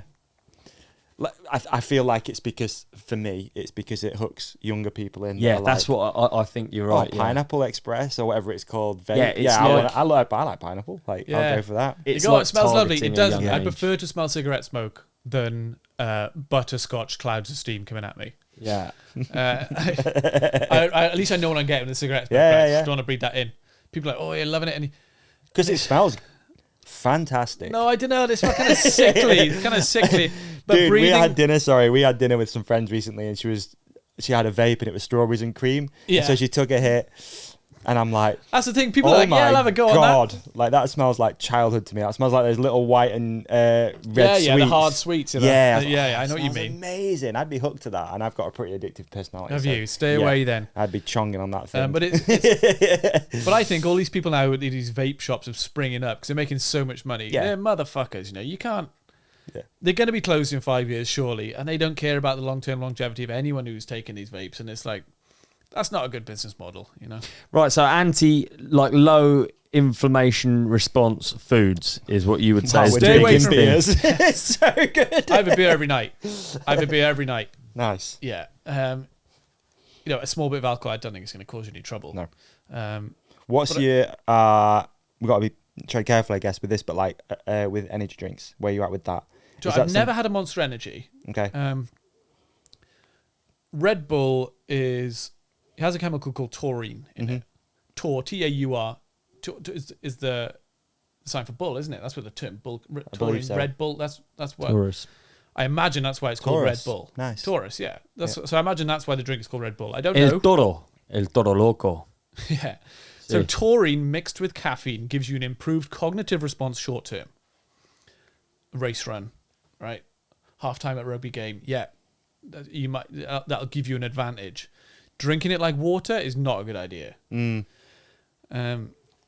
I work in university town and I see these students 9 a.m. walking up the hill with a can of Monster, and they're like that. That's the first thing they do. They're not sipping just it university all day. where they're over 18, but also if schools. Yeah, you see a young kid walking. It's brilliant to school. that they've added. Have you noticed lately they do the age thing at tills? They're meant to. Well, it comes up on the self-service thing. You have to be 16 it has to and be then approved. the buzzer goes off and they come over. Yeah. I thought that was really good, actually. That sounds really boring and old of me, but I did think that was good because you see, like with those trendy ones that went wild recently, I can't remember what they're called. One of the YouTubers had them. Anyway, you see kids with those. Yeah. And it just seems insane that they should be able to. It's a chemical shitstorm, isn't it? And drink water. If you're going for a gym workout or you need to pick me up, go for it. But I usually go for caffeine if I need to pick me up. Cool. But if I had a Red Bull now, I'd feel like, whoa, I'd definitely feel that effect. If I had a Red Bull twice a day for 10 days, you wouldn't feel any effect from that Red Bull. Yeah. The same as any drug. The more you have, the more immune you become to its effects. Right. Yeah. Right. Yeah. Back to my World Cup campaign. What am I eating? What bike are you on? What am I eating? Yeah, good point. What am I eating leading up to the season? We're going to find out after the break. All right, can we start with clapping? Do you know why we're clapping? No. Because we've got a new friend. The companionship has a new friend, and I love it when we get new friends, especially as useful as Peak Sups. Peak Sups, that's right. Stoked to bring these guys on board, and a super organic way of bringing them on board too, which I love. Yeah. Like these guys reached out a while ago. I spoke on the podcast a bit back about having some knee issues. Yeah. They just reached out, were really friendly, and said, "Can we just send you some stuff to try?" Stuff comes through the post. Try it, love it, get chatting. Next thing we know, how about we build our own little TRC bundle for making it super easy to sort of like supplement, optimize, and make biking better. Yeah, absolutely. And like, it is difficult to know what to take and why you're taking it. So much stuff. Our bundle just removes that and hopefully optimizes you. Exactly. All right, so our ride companion bundle, biking bundle, cycling bundle. Companionship bundle. Let's go with that. All right, you're going to get an Activate pre-workout. This is your pre-ride drink, okay? Yeah, it sets you off for one, doesn't it? It Gets those legs moving. It's going to get you going. What's next? Okay. What would you say is next in the ride? And then you got your tricarb powder. 3 different types of sugars, all break down at different times and levels, which means you're going to get a sustained energy throughout the ride. All day. All day. All day, no lag. Biking. It stops cafe legs, I've found. Stops cafe legs. There you go, yeah. More biking. We're also throwing in a tube of electrolytes, lime and mint flavour. Lime mint, flavour. Yeah, it's lovely, isn't it? It's like a mojito. Yeah. Like mid-ride mojito without the alcohol. No alcohol. No. Just want to clarify it's alcohol-free. And then you've also got the whey protein powder in there as well. This is for your post-ride recovery. And that is the sole reason you're looking so jacked. Exactly. And I'm feeling so intimidated. Inadequate, some might say. Inadequate, exactly. Okay, so we've got that. And then we're also going to throw in a shaker because you're going to have a shaker. A sticker pack. A sticker pack, mate. People have been asking about the sticker pack. The only way you can get the sticker pack is to get this bundle. Right. Often with these offers, we just go through the percentages. I'm not really very numbersy, so I think like going through the prices would be better for the bundle. Yeah. Can we do that? Yeah, we can do that. So individually priced, if you bought all of these separately on the site, what's the cost? It's going to be over £70, mate. Well, that's all right, actually. That's not as bad Still as I a good thought. price, but it's going to be over £70, yeah. Yeah. But then if you go online, you build the bundle. Okay? Yeah. That's going to knock you a little bit off. You're going to bring it down to £60.73, around there. Oh, I tell you what, that's a great It's not price. bad. No, that's then, wait, then you're going to add the Ride Companion discount code, all right? Yeah. Which is going to knock you another 10% off. How much is that then? Another 10? Yeah, another 10. So that's going to bring it down to £53.99 for that whole bundle, plus the sticker pack. Oh, I just fell off. Dude. Yeah, I see. Actually It'll get fell you. off my chair. Oh, sorry. It's okay. Sorry, I knocked the mic. Yeah, I just fell off the chair, dude. It'll do it to you. I'm telling you. What's the code? Get me on the site. Yeah, you get on the site. Okay, you're going to head to peaksups.com. What is it? Peaksups.com. Yeah, you're going to enter the code The Ride Companion, Is that the Ride Companion? all lowercase. Lowercase, okay. It's going to knock you 10% off. Not just the bundle, anything and everything on site. Don't get any better than this, does Why it? wouldn't you do it? Now, I'm going to say it again just to reiterate the message because Yeah. it's so good. Peaksups.com, Yeah. The Ride Companion, lowercase. Yeah. 10% off anything and everything on site, right? Yeah. And free shipping. Free shipping. God, the Come gift on. that keeps on giving this Hey. podcast. dude. Hey, let's make your next ride better with Peaksups.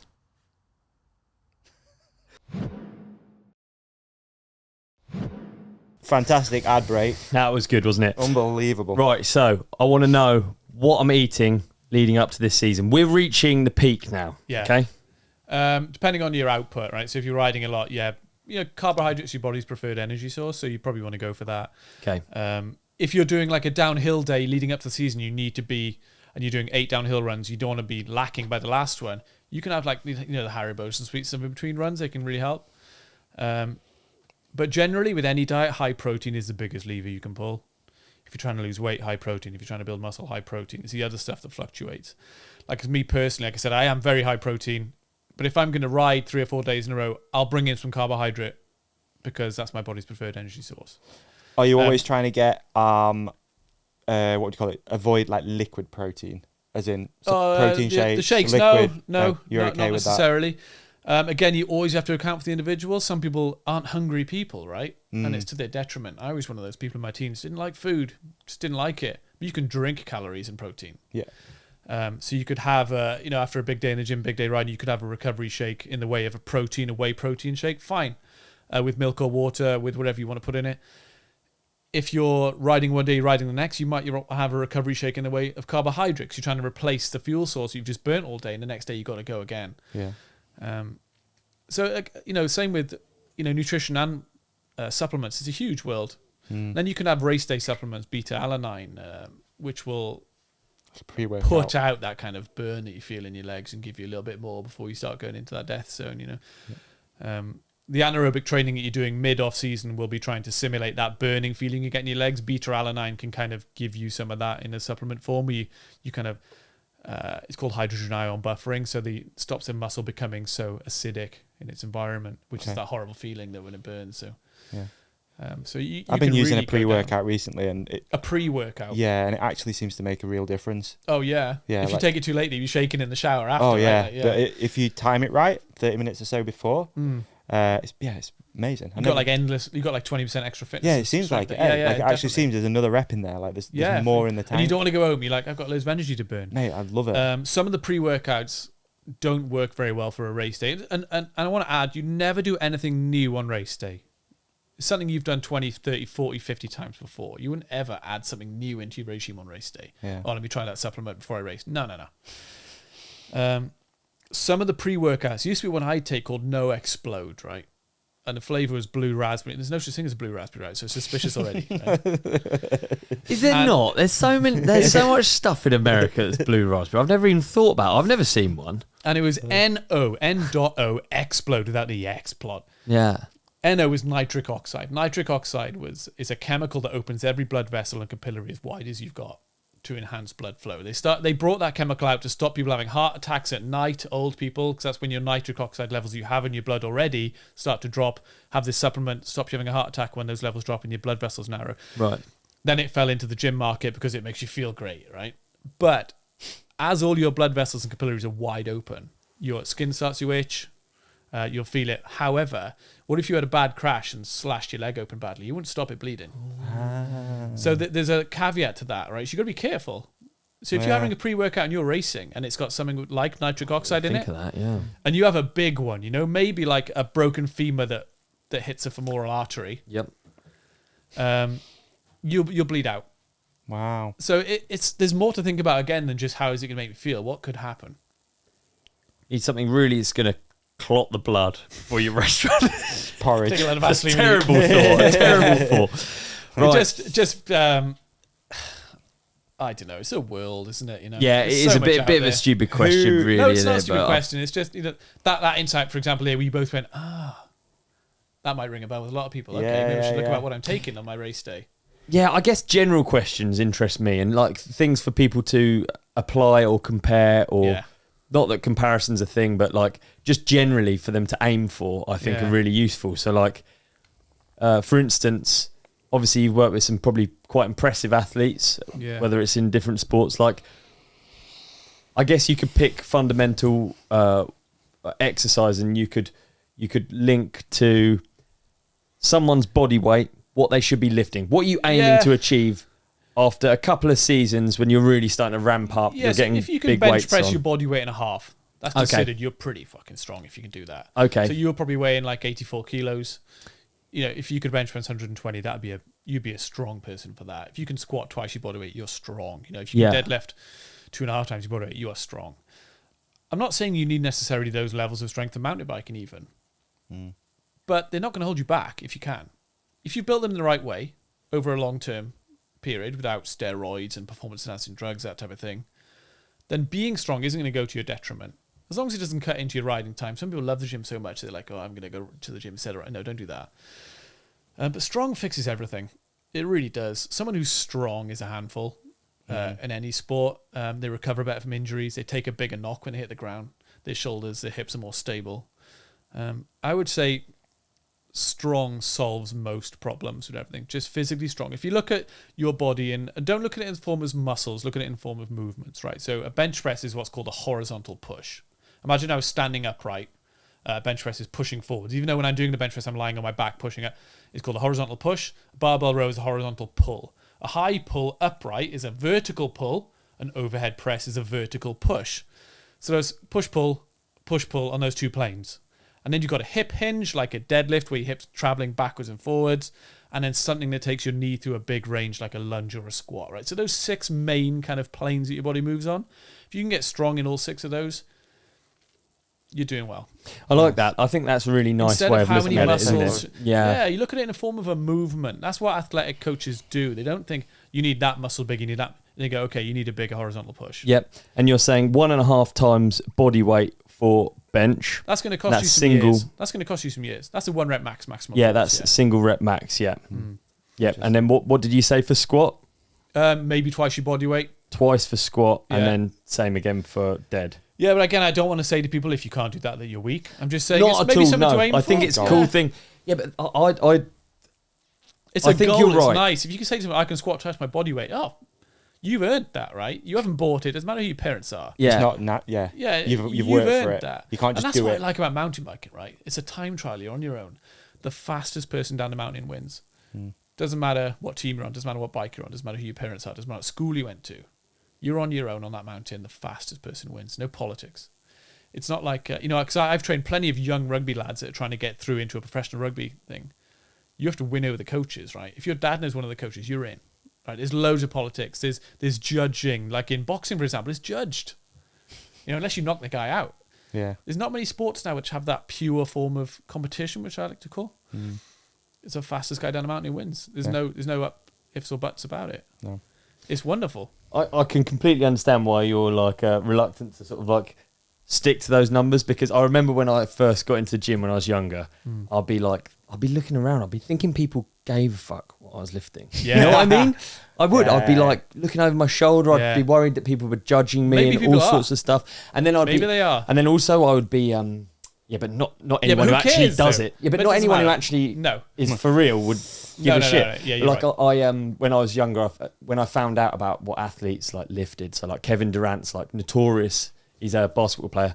he had like a notoriously low bench, 1 rep max. It doesn't fucking matter. He's like, look at the length of his lever though, right? Exactly. Huge arms. And it just doesn't matter. Yeah. It doesn't matter. He's playing basketball. He's benching to play basketball. But I remember when I was younger, I was like, okay, I've got that as an aim, or just all this silly stuff. It doesn't matter. Depending on your body shape, it's like, yeah, don't look for another excuse to be inferior. You know, like, oh, I can't bench what he can bench. Absolutely. However, I love the idea of having those targets and working towards them because, it's something tangible as well. Yeah.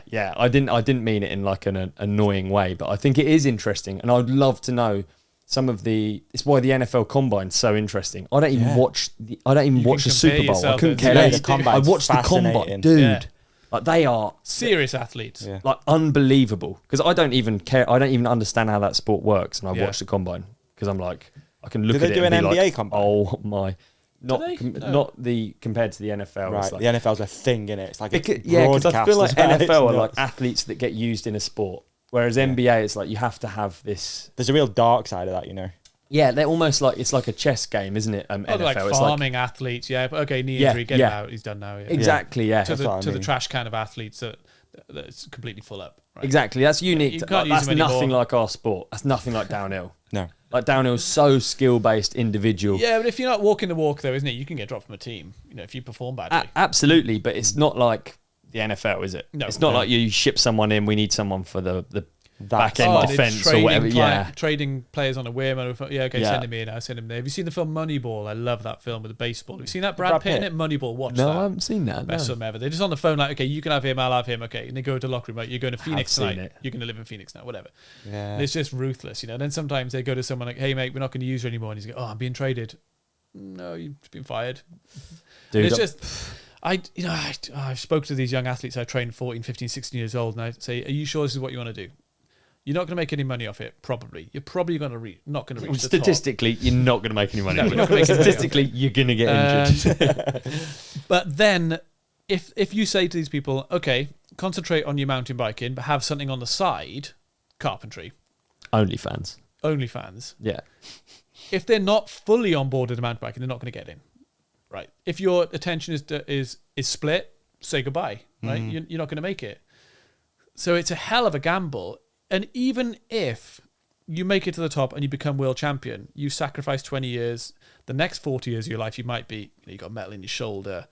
You might not have, you haven't got the youth memories that you. Is it all worth it in the end? I don't know. It's up to the individual, right? Yeah. For the glory of the world championships, I think a lot of people would say, yeah, that is worth it because that's what they dream about. And you're only the temporary champion that year. Yeah. You're somewhat immortalized because you have those stripes on your kit forever, but. Yeah, it's true. It's funny. It's a tough one.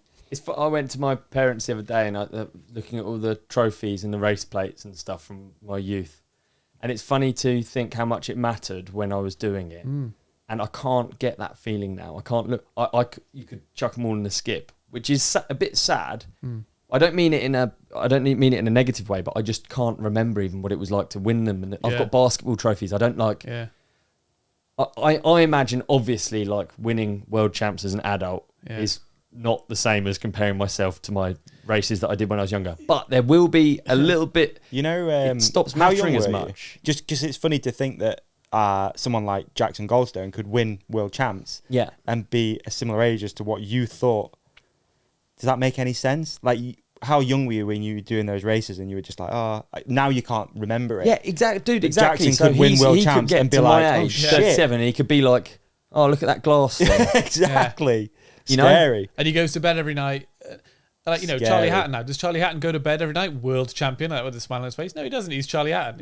He was 3 weeks ago, right? Yeah. And then what if he wins? I'd imagine he's got a tiny smile still. So everyone's stoked for him. What if he wins it next year? Does he go to bed, Charlie Hatton, 2-time world? It's the same. Yeah.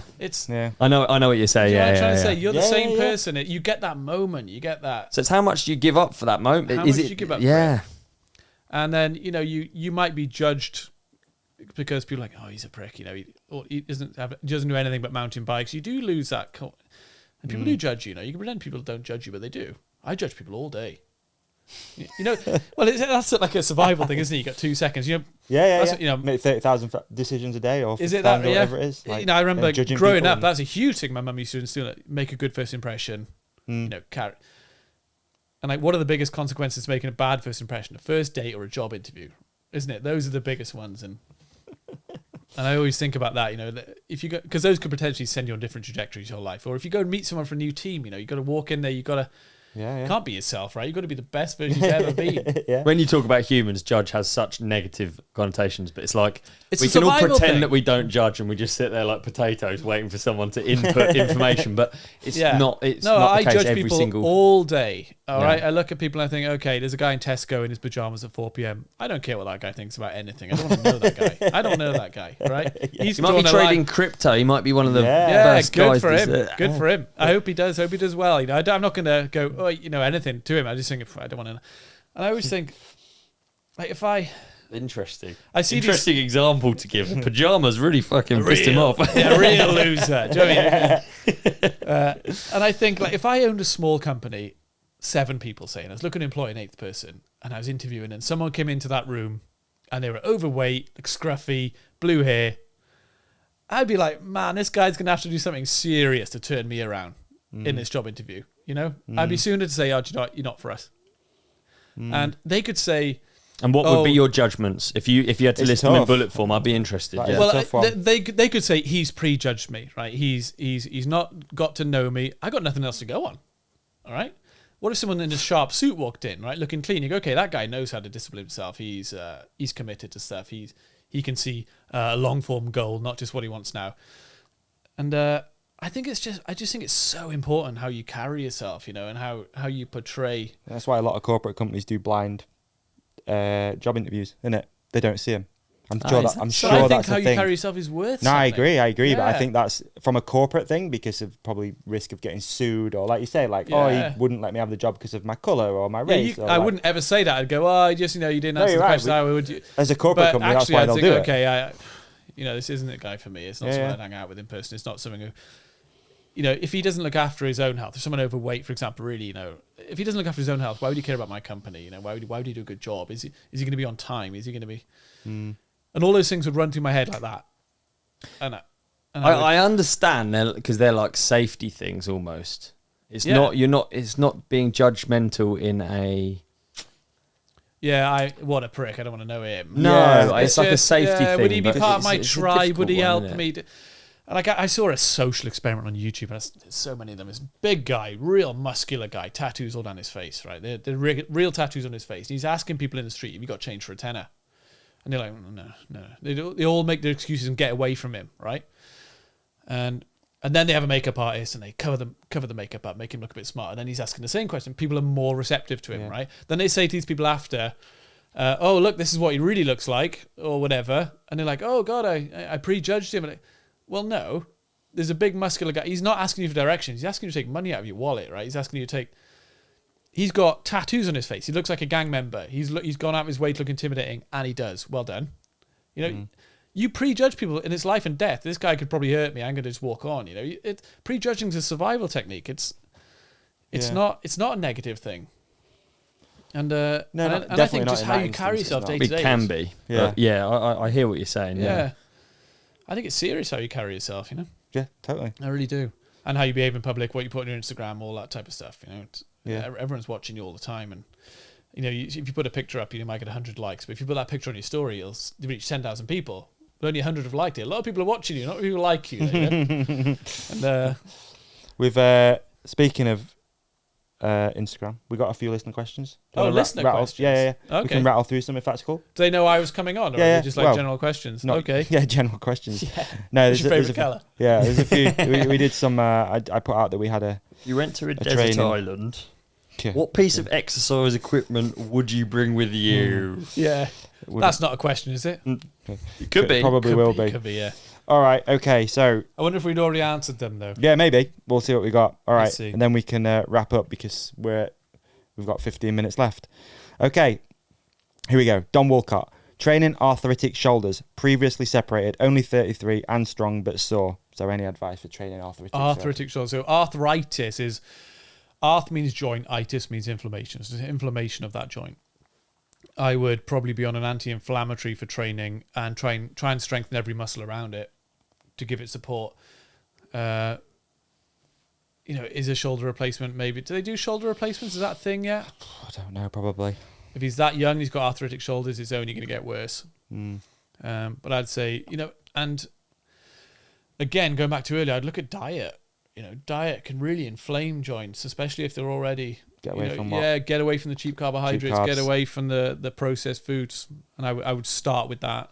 Okay. But strengthen everything around it. Do what you can without causing too much pain. Nice. And don't be afraid to take an anti-inflammatory from time to time. Nice. I like that. Have you got him? KDog_91.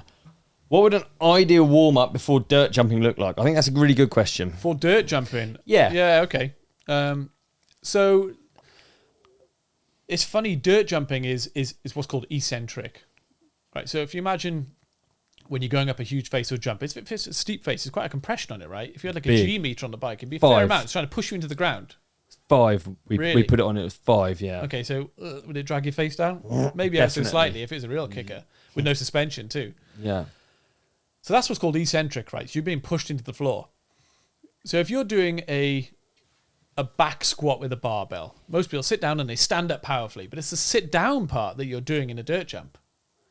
You're trying to stop yourself going down. So you want to practice that eccentric stuff. So slowly going down and then powerfully jumping, maybe slowly, not neglecting that lower phase. Because even when you land, then you get compressed into the floor, you go up, then you land, and that's eccentric again. You're going down. So same with press ups. I would go lower over 5 seconds, push, lower, push, because you're absorbing force, not outputting it. It's interesting you went with legs first because that's something definitely, like you always use the term pull up when you ride dirt jumps, and it's actually like squat stand, up, right? Yeah, it's like big time. Like you need strong legs for sure. Yeah, so there's a huge compression, right? And then coming out of that, you can kind of use it to your advantage, can't you? And pull, or press. Really, it's a push, isn't it? Yeah, absolutely. I think that's... So I'd concentrate on the lowering phase of a press-up and a squat, for example. That's cool. So you'd even do that in a warm-up setting? Cool. Yeah, so trying to lower under control. 1, 2, 3. Add some weight if you can. A friend of yours or something on your shoulder, whatever you can. Small friend. Yeah. I like the idea of people at the dirt jumps... warming up. Doing slow squat sits. I like it. And you're trying to turn on the central nervous system too, right? So I would... an avocado or something, just chucking it at each other. That's something I do with the warm-up for everyone. I have an orange hockey ball, throw it to each other, right? And then take away 1 foot, for example, so you're balancing.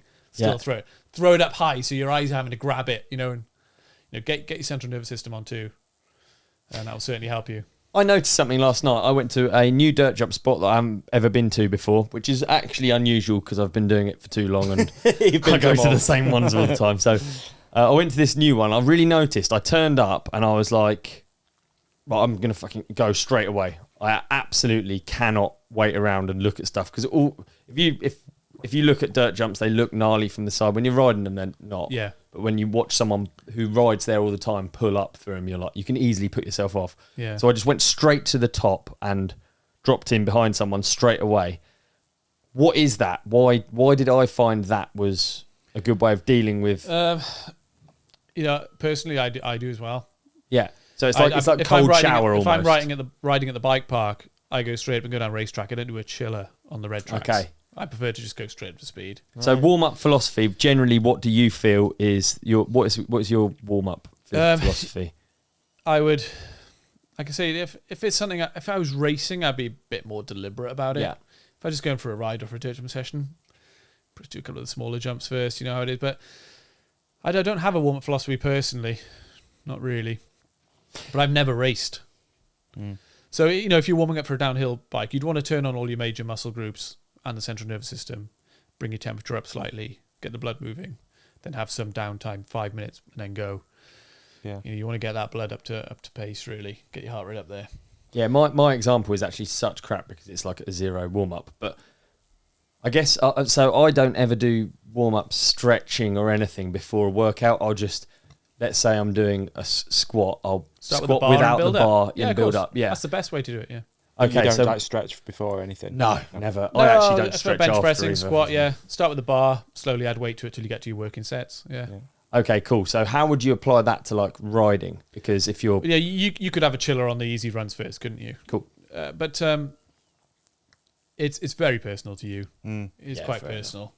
Some people want to be in quiet. Some people like go to, do you want me to warm me up before the race? No, I just want to be in peace with my headphones on. Some people are rattling with nerves, right? Yeah. And that nervous energy is not good. You want to clear that nervous energy with a bit of physicality, a bit of wrestling or whatever, fighting them, pushing them, and replace that nervous energy with nice, fresh, new energy. I don't know if that's an actual thing, but it sounds it makes sense. Yeah. This is an interesting one. Couple more. Any experience training people on antidepressants, and does it change? Antidepressants. That's an interesting question. Super vague. Very.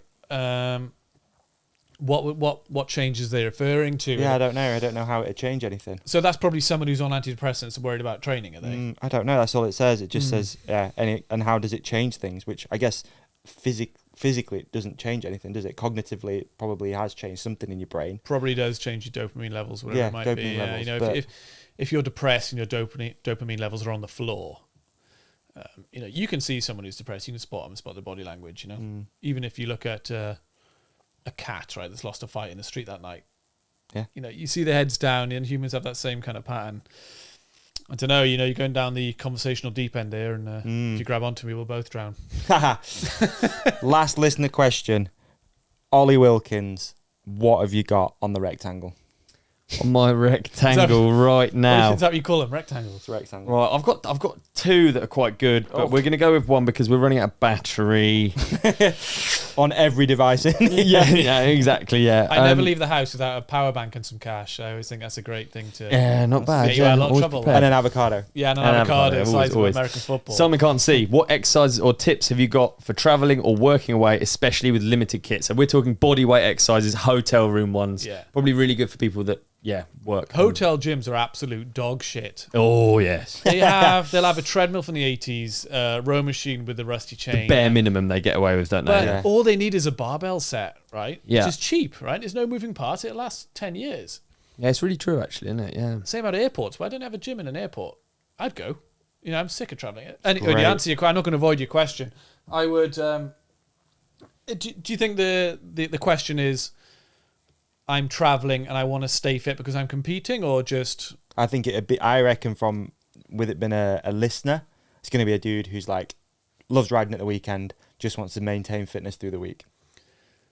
Working man. You're very stuck in a travel rush. You can maintain something that you have with, pull-ups, press-ups, jump lunges, those type of things. Trying to make as much weight out of your own body as possible using leverage and intensity.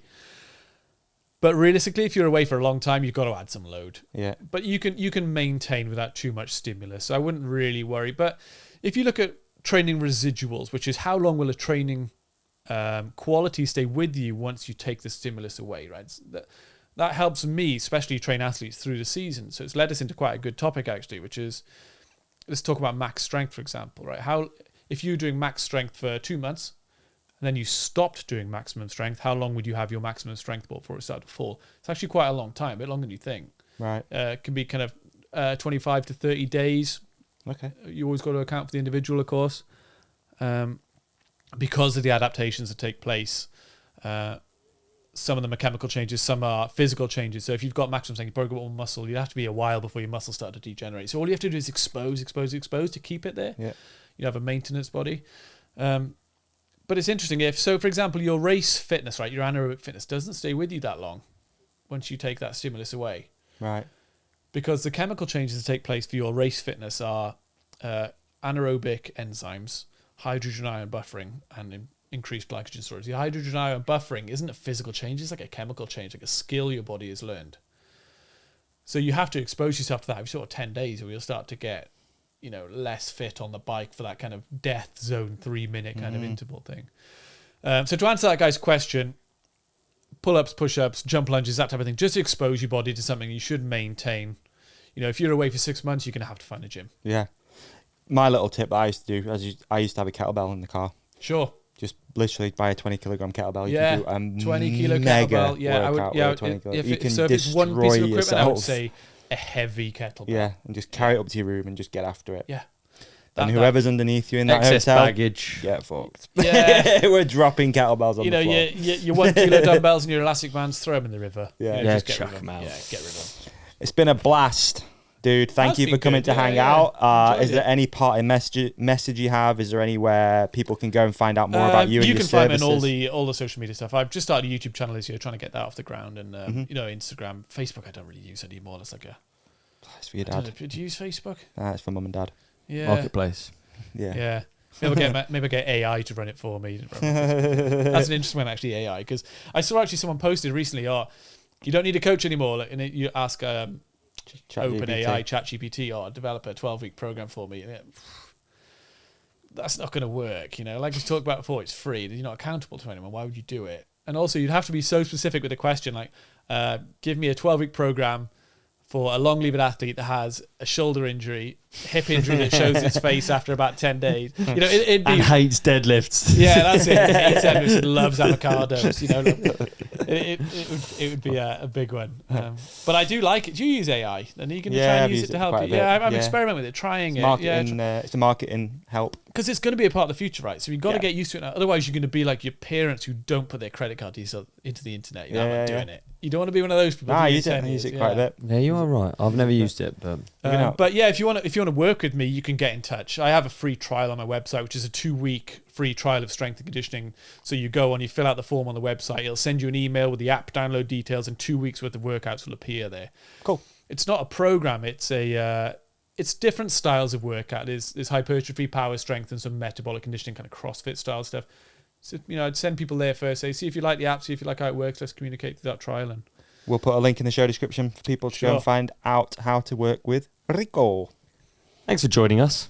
Thanks for having me. It's such a big opportunity. It's my first podcast ever. And like I said, I put out on my Instagram, I'm looking to do a podcast, and loads of people said, you got to go on the Ride Companion. And then you guys got in touch. I said, little wave. I don't know. You sent me a message saying, we'll have you. And I thought, cool. Yeah, it was actually a middle finger. Was it? Yeah. So you must have had people send you my story, right? Because we follow each other. Yeah, there's a few. Yeah, that's cool. Yeah, there's a few people reached out. A few listeners that I speak to regularly were like, this guy. And I was like, yeah, cool. Here we are. People at the bike park who come in and say, I loved your post the other day. Like, how'd you get away with saying stuff like that? And I'm like, well, if you kind of tell the truth, and you, like we spoke on the phone yesterday, I tell the truth in a lot of aspects of life, and I try and deliver the message with love, not from judgment or hate, be a better version of yourself, or get your shit together, that type of thing. Yeah. And as long as that message is clear and it's come across from a position of love, I think and if you tell the truth, you go on a hell of an adventure, I tell you. Mate, you see all aspects of people. The jealous people, the people who inspire, the one or two, the people who are on your side, the people who don't agree with you, whatever, that's fine, True. Yeah. All right, folks. Thank you for coming along for the ride. Obviously, hit like and subscribe, and hit a comment as well. Peace and love. What you thought. Peace and love. Peace and love. Peace and love. Thanks, bro. Thanks, guys. Oh, I feel a bit deflated now. I feel like it's all coming to an end. This episode's finishing. No? No. People can watch another clip if they want. It's down there. That easy? Down here. Somewhere. Yeah. They can subscribe. Up there. Is it that easy? Yeah. Yeah. They can follow us on Instagram at The Ride Companion. That's true. They can follow you personally at @OW_23. Yeah. They can check out the website. Oh, it'd be nice if they did. You can sign up to the mailing list. So what you're saying is it just continues? Yeah. Oh, that's all right. So the podcast just continues into real life? Yeah. We just integrate it into the real life. I've had an idea, actually. What? We could continue it into real life even more. Ooh. In Mexico. Am I right? Oh, mate. If you want to come on holiday with us, we're going to eat tacos, ride bikes in Oaxaca in December. Then head to the website to find out more information, or in the show description, there is more details. Man, does that sound good. Arriba. That's it. That's your Spanish. See. Oh! Thank you. Thank you. Like and subscribe. Peace.